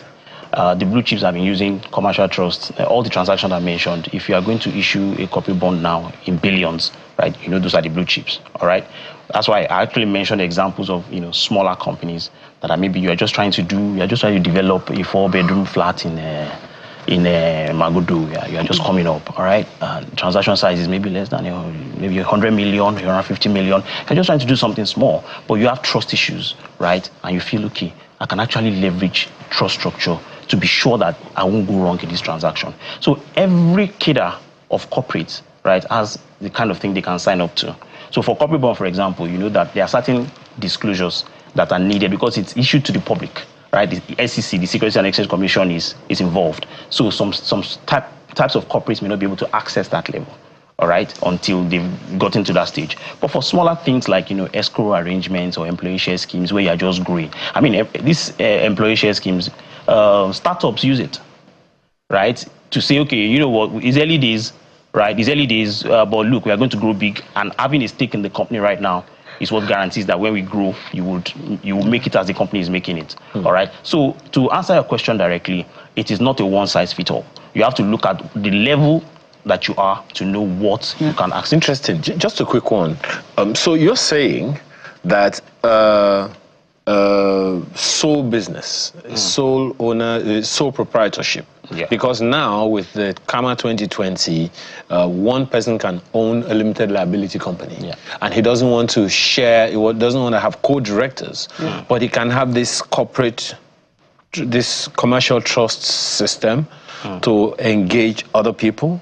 Yes, I mean, even if you're a sole proprietor, it depends on what you're trying to do. Okay. Right? You can be a sole proprietorship, and let's say you are borrowing money, all right? Or let's say you are trying to acquire an asset. Remember, trust is controlling of assets. That's what trust is about. If there's no assets, there's no trust, right? So trust is, you can use a trust to control assets. So being a sole proprietorship doesn't mean that you cannot have assets. You can have assets. No. What I mean, when you say you can have a commercial trust so that people can have a sense of ownership in a business that they do not own. Okay. That's what I'm talking. Okay, no. For sole proprietorship, maybe not. Okay. Because it's a one-man business. Okay. Right? You are not at that level. But you have employees. Yes. If you have employees, so the question is, so are you giving them a stake in your business? Okay. If you are giving them a stake in your business, you might have to reconsider the corporate structure of sole proprietorship and say, okay, maybe we need to move to limited liability status for us to be able to give out stakes, right? So, but all these things are things that you sit down, we look at your objective in the medium to long term and advise, it is what you need to do. And, First Trustees is part of a group, right? The First Group, and we have multiple layers of, we have securities, we have asset management, so they are all there, and we can also always, push you in the right direction for appropriate advisors per time that can advise you on what to do. Wow, and where can people go to check this stuff out? I think you have a website somewhere and email. Yeah. So we have our website, legacyseries.firsttrustees.com. Okay. That's our website, and of course, our email, contacttrustees@firsttrustees.com. You can also call us on 0805 400 0299. So, those are our contact line, but, they are always on our website and our handles on social media.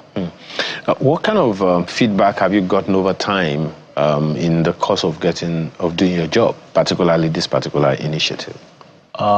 Sorry, clarify that question. Feedback. Okay. What kind of responses have you gotten from people who have used your services? Oh, fantastic. Because you see, when a solution meets a problem in time, it's priceless.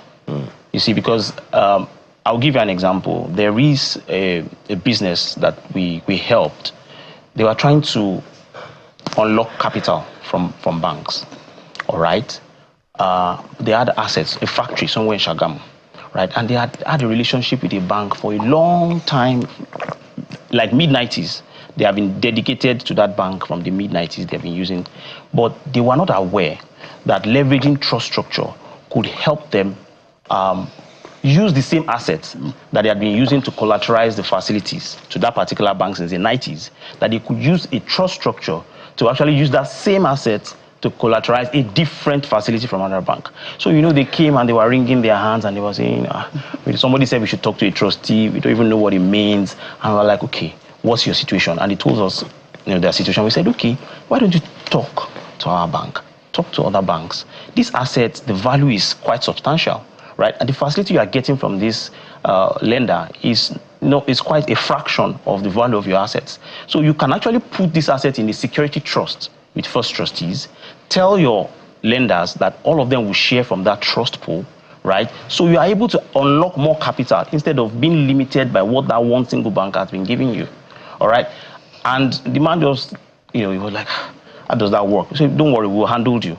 And by the time the thing eventually came and he got that additional loan, you can imagine when solution meets a genuine problem that the person had no idea. Yeah. So the feedback has been fantastic, especially when the problem, the solution meets exactly the problem at the right point. So the feedback has been fantastic. Well, the website again, because I can hear someone say, oh, really? So this is possible? Yes. So the website again is... So the website is legacyseries.firsttrustees.com. Okay. Legacyseries.firsttrustees.com. Okay. Reach us to us through there. Someone just go there and solve the problem. Yes, certainly. Well, thank you again, Babatunde Adewolu. Yes. Wow, I'm learning new names every day. You've got Head Corporate Trust First Trustees. A pleasure again having you on the program. Thank you very much. So when we return, it is time for us to pray.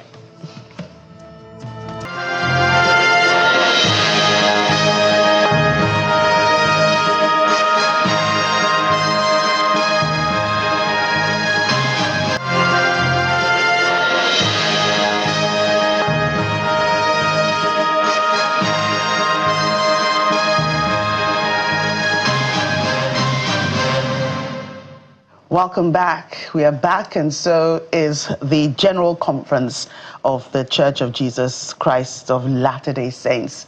Of course, their October General Conference is here, and we'll be learning all about that in a few minutes. So let's talk more about this General Conference. It's the worldwide gathering of the Church of Jesus Christ of Latter-day Saints twice a year. That's during the first weekend of April and the first weekend of October. Church leaders from around the world share messages or sermons focused on the living Christ and his gospel. Viewers learn how to find peace, hope, and joy in Jesus Christ, how to strengthen families by following Jesus' teachings, and how to receive personal guidance and inspiration from God. I actually almost enjoy the solemnity of, the conferences. Everything is just so organized. I marvel at it.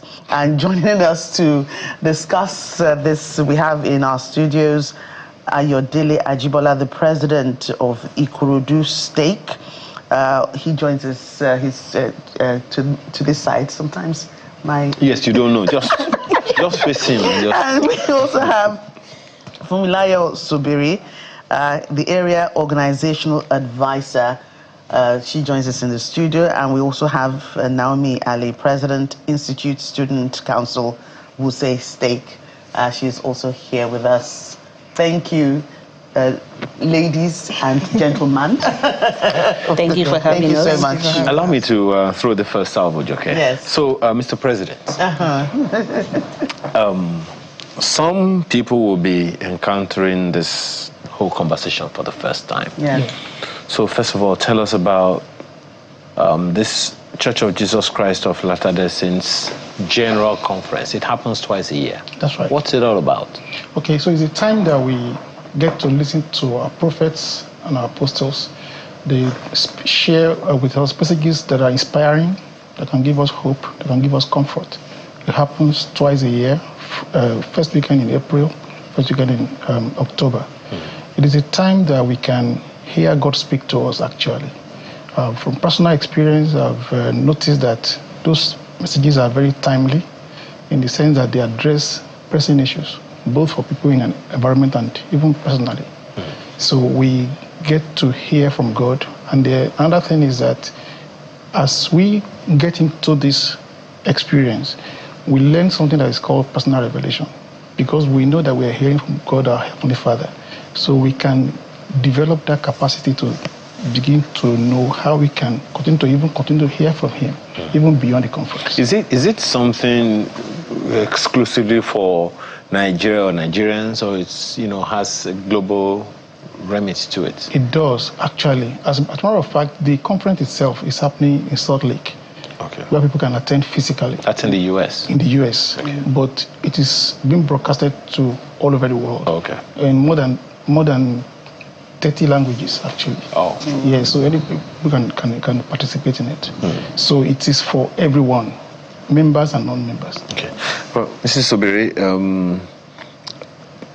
for those who are watching for the very first time, are there things that you would say, okay, this particular part of this conference is usually for women, or this particular conference is usually for young people? I'm trying to look at how it appeals to general audience.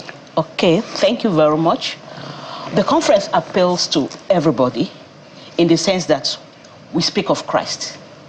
So during the conference, you come to hear us speak about how Jesus Christ established His church when He was on earth.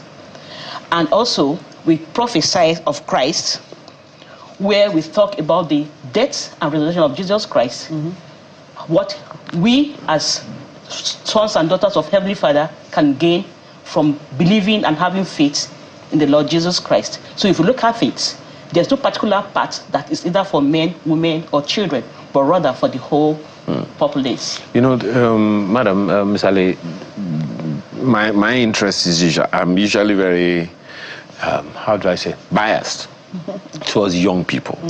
And the reason for the bias is, if they don't learn to trust because they hear all kinds of promises and words and all from different people, trusting has become a bit of a problem, because over time, the things that they have heard have fallen to the ground. Is there any way that you think this conference addresses that trust deficit? Okay, so in regards to that, what I would say is all youths, older youths, younger youths, it's a personal message to each and every one of them. It doesn't have a segment or a sector. So what we usually advise youths, parents, mothers, and fathers is come prepared. And when we say come prepared, we're not saying, oh, come with a bag or strolling, suited up or something. What we're saying is, just take time off. Sit down, relax, reflect upon yourself. The conference happens twice in a year, in April and in October. So after the April conference, you get messages, you hear from prophets and speakers. you dwell on that. We go back again. We teach that during our Sunday school and our gatherings. You get to reflect on that over time before the October. So when you have burning questions within yourself, you can, compile that and then come for the October conference. And, it's amazing that it reaches out to each and every one of us personally, individually. It doesn't say, okay, this particular message is for just these people in Mauritius or these people in Nigeria. It reaches to each and every one of us. What I hear in the conference can be different from what you're hearing. It's the same message, but how it reaches to you can be quite different from how it impacts me as well. So basically, that's it. Right. Mr. Ayodele, you said a few moments ago that there are some of the conferences where you've had, you've had it speak to situations, generally and personally. Yes. So if you could be more specific, you don't have to give us all the details, Yes, but, how has it affected you personally, if you could tell us more about that? Yes, I will. But I would like to just comment a little bit on what the question asks Sister Sobere about whether it's meant for some people or not. Now, and she has kind of answered it. She has answered it, actually. I just want to add that for conference, we need to prepare for conferences. Now, if I'm entering a class, I'm going to learn about law or medicine, I would expect that the person teaching me is an expert in that field. But in this case, we are going to be hearing from God, our Heavenly Father. And something we can do is to prepare to learn. And we must always know that the Holy Ghost has a role to play. So maybe as we go on, I'll talk about that, how we should prepare to hear. So personally, what I've experienced is that I've seen prophets speak to me specifically. And like she said, sometimes after the conference, somebody is talking about, oh, did you know they talk about this? And I'm like, oh, yeah, they did. But I probably have a different message. So it all depends on how prepared we are for those things. So I've learned, for example, about families, how marriages can be stronger, how children can grow in the Lord, make right decisions, how they can obey commandments, regardless of what the environment is pushing at us, that we can actually choose to do the right thing. So this is good for the youth, for women, for men, for everyone. So personally, I've benefited a lot from conferences. It has helped me to become a better father, a better husband. It has helped me to be able to help people to make right decisions. Is this your invitation only for members of the church? Not at all. As a matter of fact, one of the things that we teach is that all of us, anywhere in the world, we are all God's children, all of us, members and non-members. So the message is that God loves all of us and is inviting us to come unto Him through His Son, Jesus Christ. Okay. So, Madam, where can people, when? I mean, the President said the other time that this is only for, it's going to be in person in Salt Lake in the USA. So how do people participate? Oh, okay, that's nice. For we in Nigeria, we can participate by watching the Chinese television, DSTV channel 420, GoTV channel 48, and Multi TV. Today, 4th of October. Oh, it's today? Today, 4th of October, by 5 p.m. to 7 p.m. There'll be a live broadcast of the Saturday morning section. Then tomorrow, Sunday, by 11 a.m. to 1 p.m., there'll be a repeat broadcast of Saturday afternoon session. Then 4:30 to 5 p.m. tomorrow, there'll be what we call music and spoken words, where we listen to the Mama Tabernacle Choir and listen to some things about what has happened in the church around the world. Then lastly, by 5 p.m. to 7 p.m., we have the Sunday morning section. That's tomorrow also. And after all this, we still have where we can read and watch this on Gospel Library, which can be downloaded from the Play Store or Apple Store. And we have all our past conference talks written there where people can go and get educated. Okay, so do you have anything else that you wish to share about these general conference. I know that the youth population, you're more inclined with the youth. The youth population is quite a lot, and I know that, from generation to generation, it's the youth that replace, the population of the church when the people grow older and die or go away, so to speak. So, what else do you want to tell us more about, share more perspective into this? Okay, so in regards to the general conference, yes, what I would love and the youths, yes. Okay, what I would love to share in regards to the youth is, I would encourage each and every youth, boy or girl, older or even younger, married early or not, is always come prepared for the conference. It's funny how each and every conference we get messages that apply individually to each of us. But sometimes you wouldn't even know you have a question till you get the answer. If I'll share an example, the April conference that happened in April, while I sat with my friends and I was watching, there was a particular speaker that talked about repentance. We've heard about repentance several times, in several ways. We've heard about all what it talks about, but what she shared a story of someone who said, I know Heavenly Father loves me, but I hope He knows that I love Him too, because I'm not perfect. I also make mistakes. So in regards to that, I would say to the youth, I know we are not perfect. I know we try each and every day to do right by God, and sometimes there are temptations, there are tribulations, but Heavenly Father is not far. The best you can do is always listen and always come prepared, because He's always a call away. You can kneel by your bedside, you can be in a busy market and you say a quiet prayer. He's always close. So we should try our best. It's not easy. Nobody says it is. With our economy and all the likes going on around the world, it's not easy. But the best I can say to you right now is always go to Him. He is your surest answer. People can say things around you, but if you need that confirmation in your spirit, that confirmation within you, go to Him, and He's always there to help. So that's what I would like to tell the youth. Let me probe a little further. We have just a few minutes. Okay. On the issue that she just raised now. Yes. It is one thing to know that you have repentance. It's another thing entirely to believe that you will receive this repentance, that you will receive mercy. Yes. Because people go around with guilt a lot. Yes. So, is there, and she's repeatedly say, come prepared, come prepared. I don't know whether I'm preparing for jam or something. He said so. He said so too. You need to prepare, and I wanted to take him out from so that. Please, yes. So what does that mean? Okay, so you mentioned the word repentance. Yes. Yeah. Okay, so at the heart of repentance is honesty. Okay, an individual has to be honest. Now, if God already knows, if someone is breaking commandment, God knows already. So why is He expecting us to say it? But when we say it, when we are honest, it takes humility and faith in Jesus Christ to admit that I've done this thing. Now, when we do that, that honesty opens a window of mercy, sort of, where we can now access the atonement blessing. Jesus Christ has done the atonement for us, but we need to still access it. Last conference, President Nelson talked about approaching God with confidence.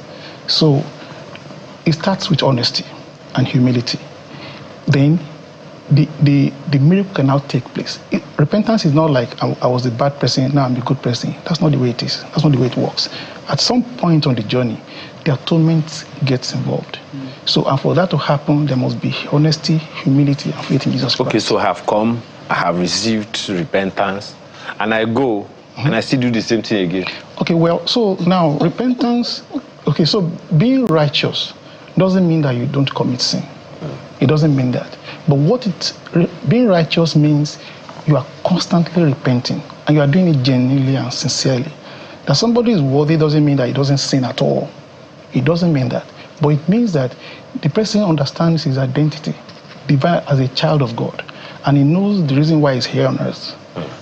In one of the conferences, we were taught about aligning our purpose with God. Now, if we know our purpose, why we're here on earth, if we know our identity, who we are, how we are to God, and what God expects, it will drive how we make decisions. So, and when we have done something wrong, we feel it that we have left the track. We will know. And then we need to come back. And to come back, we have to go through that process. Just one more time, Madam Sobere. the venue, date, time, and all those other details you gave us earlier for this conference. Okay.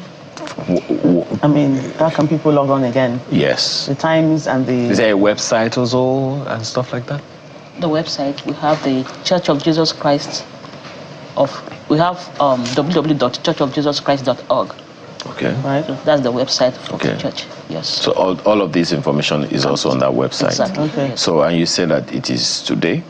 Yeah, we start. The conference starts today. Today and tomorrow. Today and tomorrow. It's just less than 6 hours away. Exactly. Okay. So somebody should. Okay. So this is the website. Yeah. Okay. Okay. And for people to, so all of the information that people need is on the website. Absolutely. Okay. Well, thank you so much for your time this morning. Yes, certainly.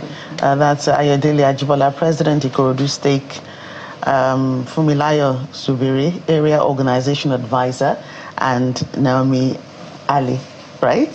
President, Institute's Student Council, Wuse Stake. Thank you all for joining us, and I hope you have a great conference. Thank you. And we're hoping you are going to join us too. Well, we're here. Okay, so when we return,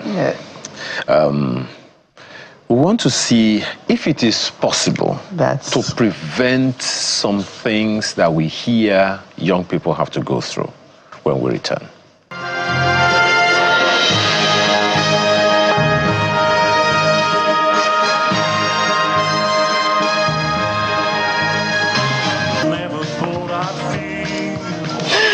All right, thank you so much for joining us this morning. Again, I want to talk about parenting and resilience. Now, let me paint a picture for you. A loud bang, a sudden shout, a hint of danger, and in an instant, a young person jumps out of a window. No time to think, to pause, to weigh options, just fear and flight. Sadly, this isn't fiction. It's becoming a troubling reality we've seen in recent weeks. What happened in on the Lagos Island, for instance, is one of those things. It makes us wonder why so many of our young people are quick to break under pressure. What is it about the way we raise our children that leaves them so unprepared for life's inevitable storms? This morning we step into a deeper conversation. Beyond the rules and routines, beyond discipline and indulgence, what kind of parenting truly builds resilience as a lifestyle? What kind of parenting, what can we do differently, starting today, to raise a generation that can weather the storms of life? Joining us this morning is Mr. Kingsley Obomegbulem, who is a parenting and teens coach. Thanks for joining us this morning. Thank you, Ayo, for inviting me again. I'm sure that you were wondering, maybe I should take your perspective first on, that thought of resilient or otherwise generation. When we were talking about this, you were talking about the wicked parents that we had, the things that they had to take us through and all of those things. Yeah. Go ahead.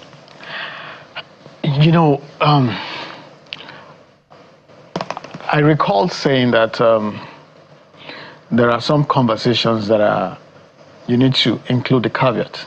Easier said than done. This is one of such conversations.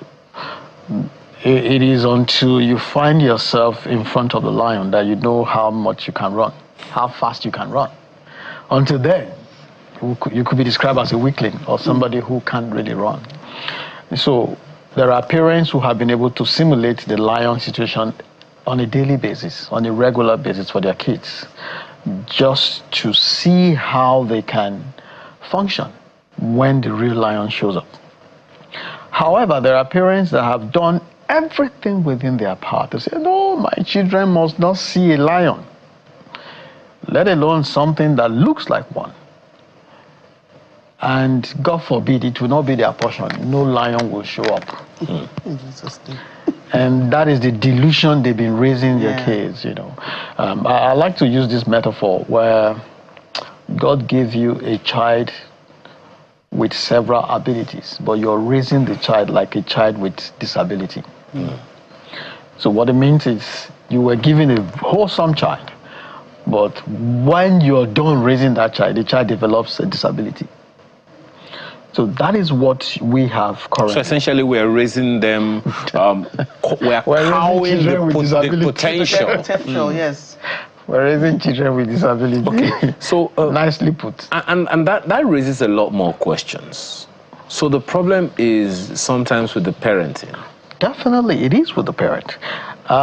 Resilience, or rather, raising children who would end up with grit, having grit tenacity.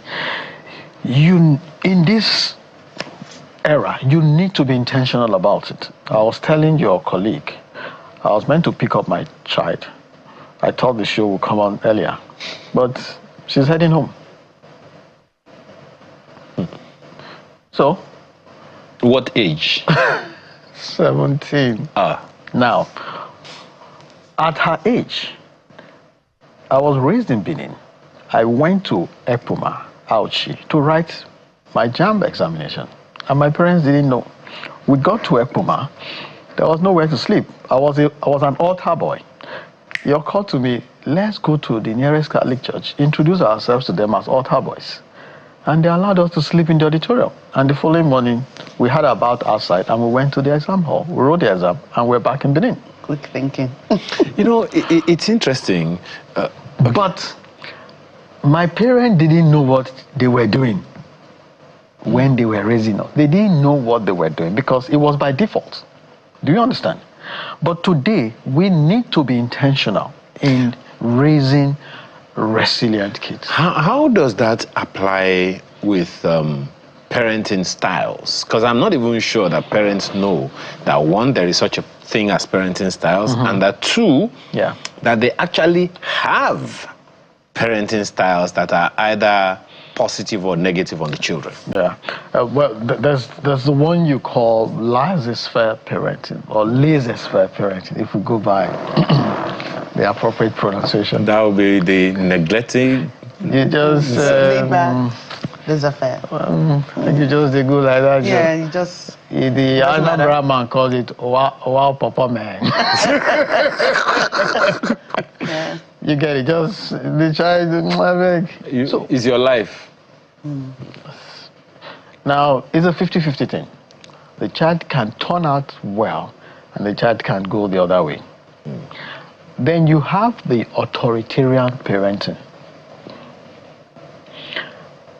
Like the word goes, you don't need to use your brain in this house. I'm your brain. Go this way, you go that way. Go this way, you go this way. You don't ask questions, just do what we tell you. And then you have the authoritative parenting. It is authoritative because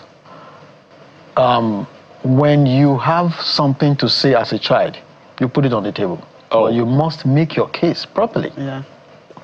And as daddy, I can allow you, but when it's time to call the final shot, it's left with me. Okay, gentleman and lady, you said we should go to this way, but this is where my money is taking me to.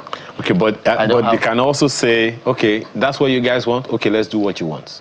Is that what sure. For a reason. That's authoritative parents. For a reason. And then so there's balance. There is a balance.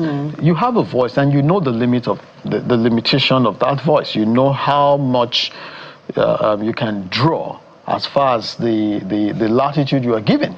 And you know that, man, daddy will not like this, so behave yourself. Okay, so what do you call this one? Growing up, there's my father and his notepad.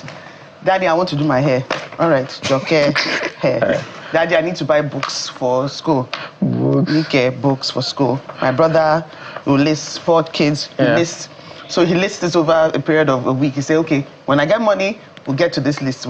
So when he does it, he will now be numbering it in order of priority. Yes. Like books precede hair, even though you came first with your hair, but books take priority. I mean, and he was very consistent and thorough with that. That's authoritative. Okay. Now, some of you. So, authoritative is where the child has input. That's it. You have a voice. Yeah. And the voice must be reasonable. Yeah. But you see, you can say, you want to make your hair. You dare not say it. But in this case, you could say, Daddy, I want to make my hair.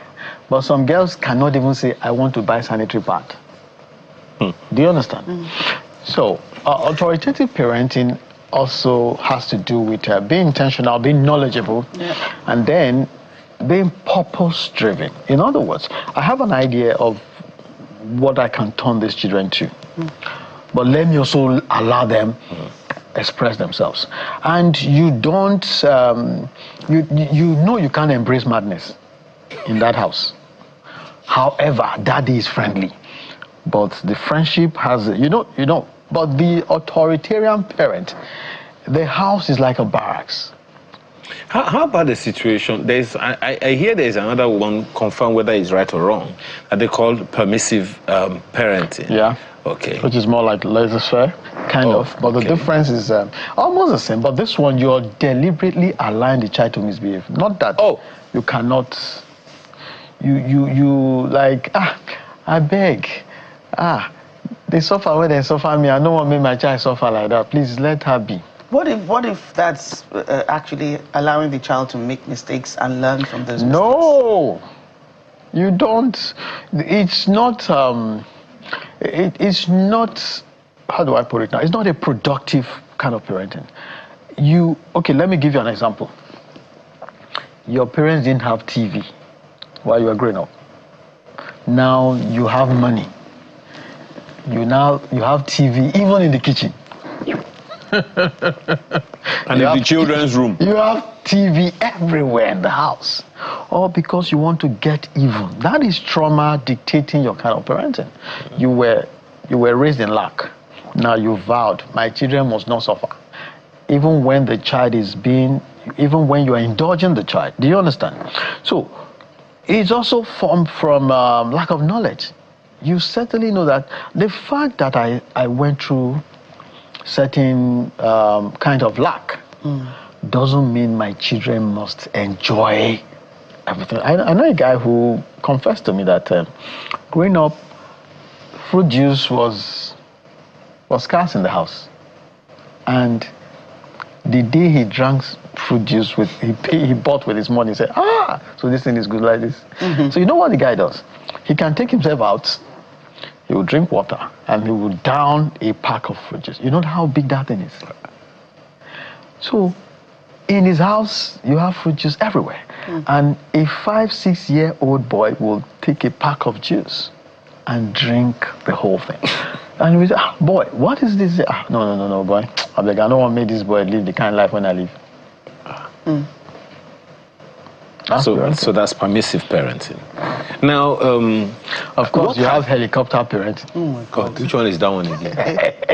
Jets and aircraft. Helicopter. You know, somebody said, he said, when the tough gets going, when the going gets tough, the tough gets going. We have helicopter parenting. When the tough gets going, you call mommy and daddy.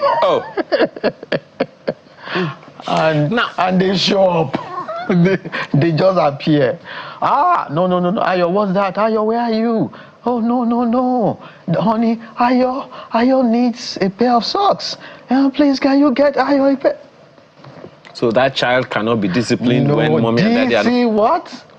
No. Mommy, where are you? This place is hot. Really? It's hot. Don't they have AC there? Joke, what is going on? Turn on the AC. Madam, what is it? My son said the place is hot. You want my child to melt? Na butter. That's it. They can't solve problems on their own. They have a problem, they call home. They have a problem, somebody's trying to bully them, they call home. You can't confront issues on your own. What have all these, permit me, got to do with resilience? In the first place, resilience is the capacity to carry on in the face of difficulties, is it not? Yeah. It's as simple as that. So, you start from the little challenges, the minute difficulties to the mid-level and the big ones. So let's assume your child is trying to solve a maths problem and he calls you and you look at it, but you can do this thing. I didn't look at it that way. Okay, figure it out. And the child decides to figure it out. Next time, the child will not call you. You come into the child's room, the whole place is messy, and what is going on here? My friend, clean up this place. You could also come in. What is happening here? Your room is dirty. Jumoke, please come and clean his room. You just told him something. Whenever your room is dirty, call Jumoke. So, what the missing point is not being intentional. If you have gone through an experience as a child, and that experience prepared you for the kind of life you're living, you've been able to demonstrate grit, tenacity. Your parents may not have known what they were doing. It was because of the circumstances that shaped your growing up. Now you have grit. In our own time, like I was telling Ayo, we need to decide. I want this child to be tough. I have the means to give him everything, but I'm not going to do that. So, like this uncle did, you are going to take public transport to... Is there a for sure? I'm not dropping you there. What did you do? Well, what did I do? We'll talk about that off camera. So, Daddy, how am I going to school? You're going by public transport. Yes. I will drop you at the park and show you the right bus to take. The bus will drop you at the final terminal. That is the terminal before your school. When you get to your school, you see buses, you hear grammar school, that is your bus. Once you get into that bus, it will take you straight to your school. When you get to your school, give me a call. End of story. Yeah. If the child goes through that route and comes back, the child has become another human being. Okay. Yeah. Again, call this part 1. Because we're always doing this to you. Thank you so much for your time this morning. Kingsley Ebulem is a parenting and teens coach. This conversation in particular, we have to have a part 2. Yeah, certainly. Thank you so much. I'm yours for the asking. Okay, so when we return, we want to check whether our artist of the week is a he or is she? He is a he. Let's confirm that. But whether let's confirm the kind of parenting he went through when we return from this break.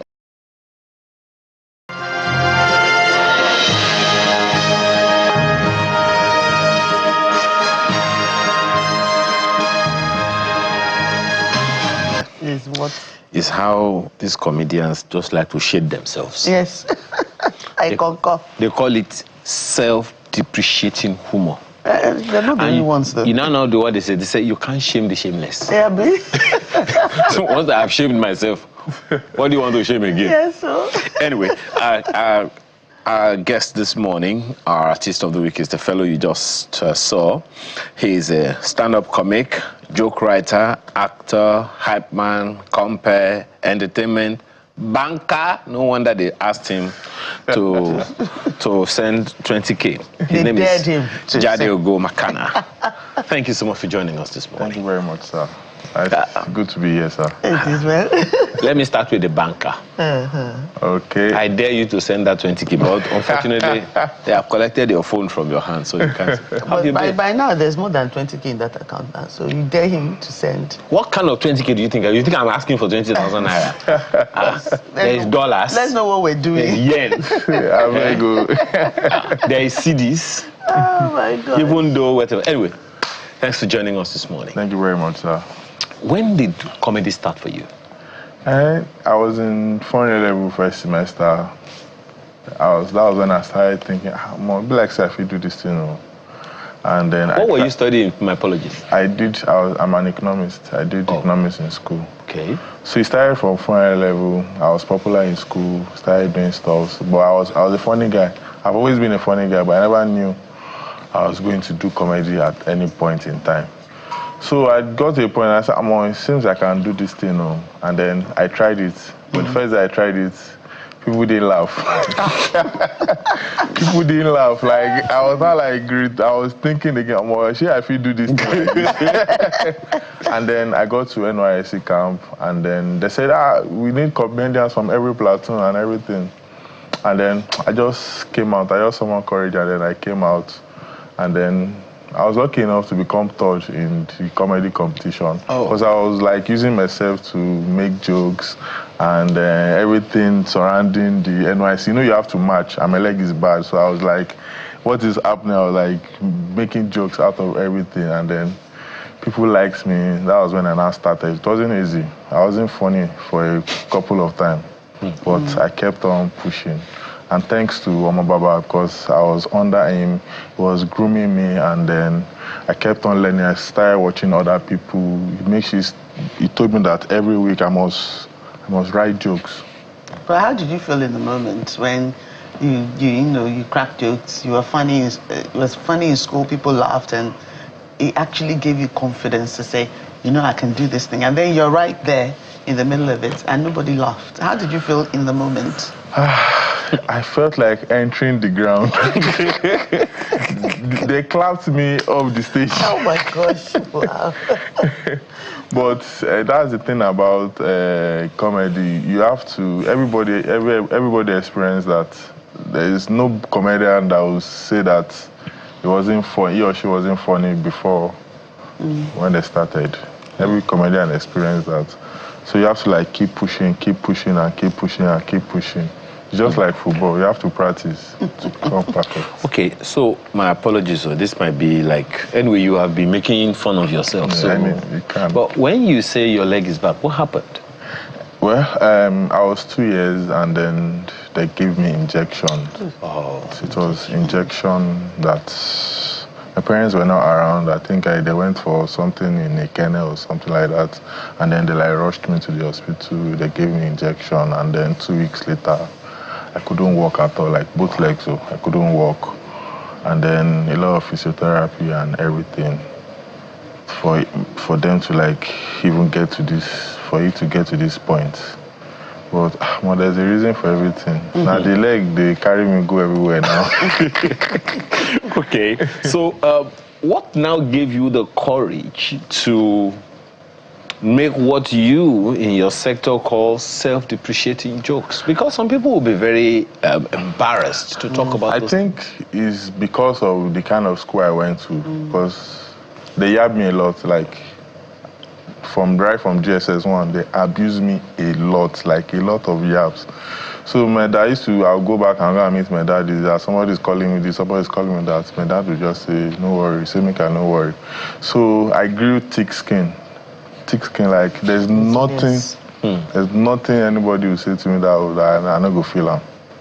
So from there, and I like making people happy naturally.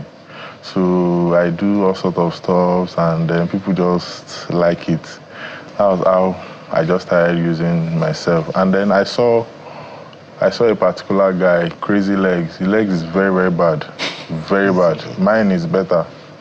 Is that the person's name, Crazy Legs? Crazy Legs. He works like a dolphin. You know how a dolphin works? That's what it works. Yeah. So I saw him do stand-up. That was when I said, I go try this thing now. So I started stealing his jokes. You are one of them. So that was how I started. That was when Omabina said, no, I should not do that. That I have to do my own jokes. Since then, everything I say is just my jokes. I saw one spontaneity episode. I don't remember what that joke. You will tell us if you remember, because I know you remember. I remember. The moment you said it, Alibaba got up and he had his mouth ajar for some 30 to 45 seconds. What was it? What happened? So, you know how Alibaba spontaneity works? You pick a paper and then you crack a joke on it. So I picked American Visa. Okay. So when I saw American Visa, I didn't know what to say. The next thing I just said, American Visa and for people who want to run, and I know if you run. Oh my God. Come on. Oh my, that's a good one. Alibaba was on his feet for like It was really, really spontaneous. And very short and very, sweet. very. I know that's the spontaneity part of it, because that's the kind of thing. But so since you are now into it professionally, right? Yes, sir. Since, how has the journey been for you? Well, the growth has been fruitful, I won't lie. And my show is coming up on the 12th of October at Terra Culture. Oh. That's my first comedy special. Oh, okay. It took me 12 years to make that decision. Is that why it's on the 12th of October? 12 years. I didn't. I'm good. I didn't. I'm See good. Spontaneity. Spontaneity. Yeah. You'll be my mentor. I'll be your mentee. You need to just work like me. That's okay. So it has been progress. I honestly can't lie. Progress. Every year is a step closer. Every year is a step closer. And I thank God for people around me and people that have been mentoring me also. So. I usually ask this question, particularly of comedians who we host here. What's your signature? What's the signature on your own jokes whenever anyone hears it, they know that no, this is Makana? Well, it's majorly my leg, to be honest. Because the reason why I use my leg, because a lot of people have low self-esteem. And I try as much as possible, and there are a lot of disabled out there. I don't know who they encourage, to be honest. I don't know. But I just keep on doing it. Because people just come and say, "Mom, I like the way they use your leg to joke." And there was one time this lady, the dancer lady, Kathy, she called me and said she likes me very much. She said there are a lot of people that are body shaming themselves, this, but you took it upon yourself. And to be honest, this leg might look like a weakness, but it is my own motivation. It is my motivation. So, and you use it to encourage other people, that's what you're saying. Exactly right. So if you were to speak to anyone who, well, they don't have a leg disability or anything, but because sometimes finding your strength in the midst of your weaknesses is a problem. So how would you encourage anyone now watching you and listening and will watch this video and say, okay, these are the opportunities before you? Well, all I can say is all you need to do is first of all know yourself. Know what you are capable of. I know myself very, very well. So I do not see myself as a disabled. Yes, so my physical appearance cannot be complete, but I know myself. I know what I'm capable of. I know what I do. I know what I read. So I honestly know myself. So anybody out there that are self-depreciating themselves, just know what you are capable of. That is what is going to encourage, and that's what is going to push you to do whatever you want to do. So what kind of, you talked about Omo Baba. Yeah. I'm sure you have one or two other influences here and there. Omo Baba, Ali Baba, because to be honest, without Ali Baba's platform, my leg would shake. Ali Baba's platform, I've performed in Kenny Black's platform, like a lot of stand-up comedy shows. They've given me the opportunity to open for them and everything. Even Ashiri also. Ashiri was last week, Sunday, I performed at the show. Okay, but the least we can, wish you is well. So this event you say is when again? October 12th at Terra Culture. After 12 years. and we should be thanking Wema Bank too. Let them come and pay their money. Okay. So that you can thank them properly. Let them come and pay their money. In fact, get out of our studio. No. Thank you so much for your time this morning. Makana Jadeugo Kana is a stand-up comic, he's a joke writer, actor, hype man, compere, entertainer, and banker. We appreciate your Thank you very much, time and your thoughts this morning. Thank you. And with that, we have come to the end of Sunrise this morning. Again, we appreciate the privilege of starting your Saturday. Yes, certainly. With Coco and Koko, yes. I still have some Koko. Yes, certainly. Amaya Makinde, enjoy the rest of your weekend. Joke Rogers. Bye.